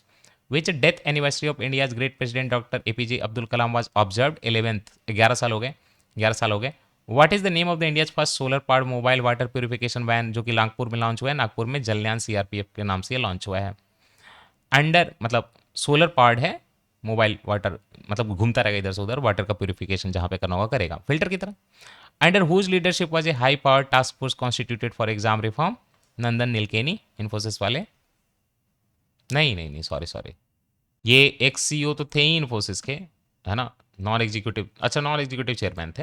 लेकिन इसके अलावा बहुत बड़ा है कि मतलब आधार का भी UIDAI को जो है एक्सपर्टीज इन्होंने दी है ना, नंदन नीलकेनी ने। विच medal did India Sharmila Dhankar win in the women's para shot put F57 event Commonwealth games में? 2 गोल्ड मेडल पढ़ चुके हैं ये। इन विच स्टेट और union territory was the Chinar book festival? नाम से पता चलता है चिनार बुक फेस्टिवल श्रीनगर में हुआ होगा, है ना। With this I am done with the July current affair. Tomorrow we will be doing the June current affair. Thank you so much. अगर आप लोग में से किसी ने ज्वाइन नहीं किया तो संगम प्लीज ज्वाइन कर लीजिए, इससे सस्ता कोर्स आपको मिलेगा नहीं, इस क्वालिटी का तो आपको नहीं मिलेगा, इससे कम का भी नहीं मिलेगा। दोनों चीज़ें पॉसिबल हैं, आप आराम से तैयारी करके क्लियर कर सकते हैं। IAS कॉरिडोर के ऐप पे जाइए, for some good things sometimes you should invest actually. 2-3 biryani खाने से अच्छा है ये है, ओनली 1499 फीस है, 300 के ऊपर लोग हैं इसमें ऑलरेडी और सारे लोग आराम से हैप्पीली तैयारी कर रहे हैं। तो अगर आपने नहीं किया तो इतना मत सोचिए, ठीक है। यदि ऐसा नहीं है कि 1 फीस से 4 फीस से मैं अमीर हो जाऊंगा, बट पॉइंट ये है कि जब इतना अच्छा आपको पूरा कंटेंट सारे सब्जेक्ट का मिल रहा है और इतने कम फीस में मिल रहा है तो कॉम्प्रोमाइज़ क्यों करना है करियर के साथ? क्यों उसमें थोड़ा बहुत भी कि नहीं ऐसे कर लेंगे वैसे कर लेंगे? फुल्ली उसको करिए, जुड़िए तो पूरा जुड़िए। चलिए ठीक है, थैंक यू सो मच।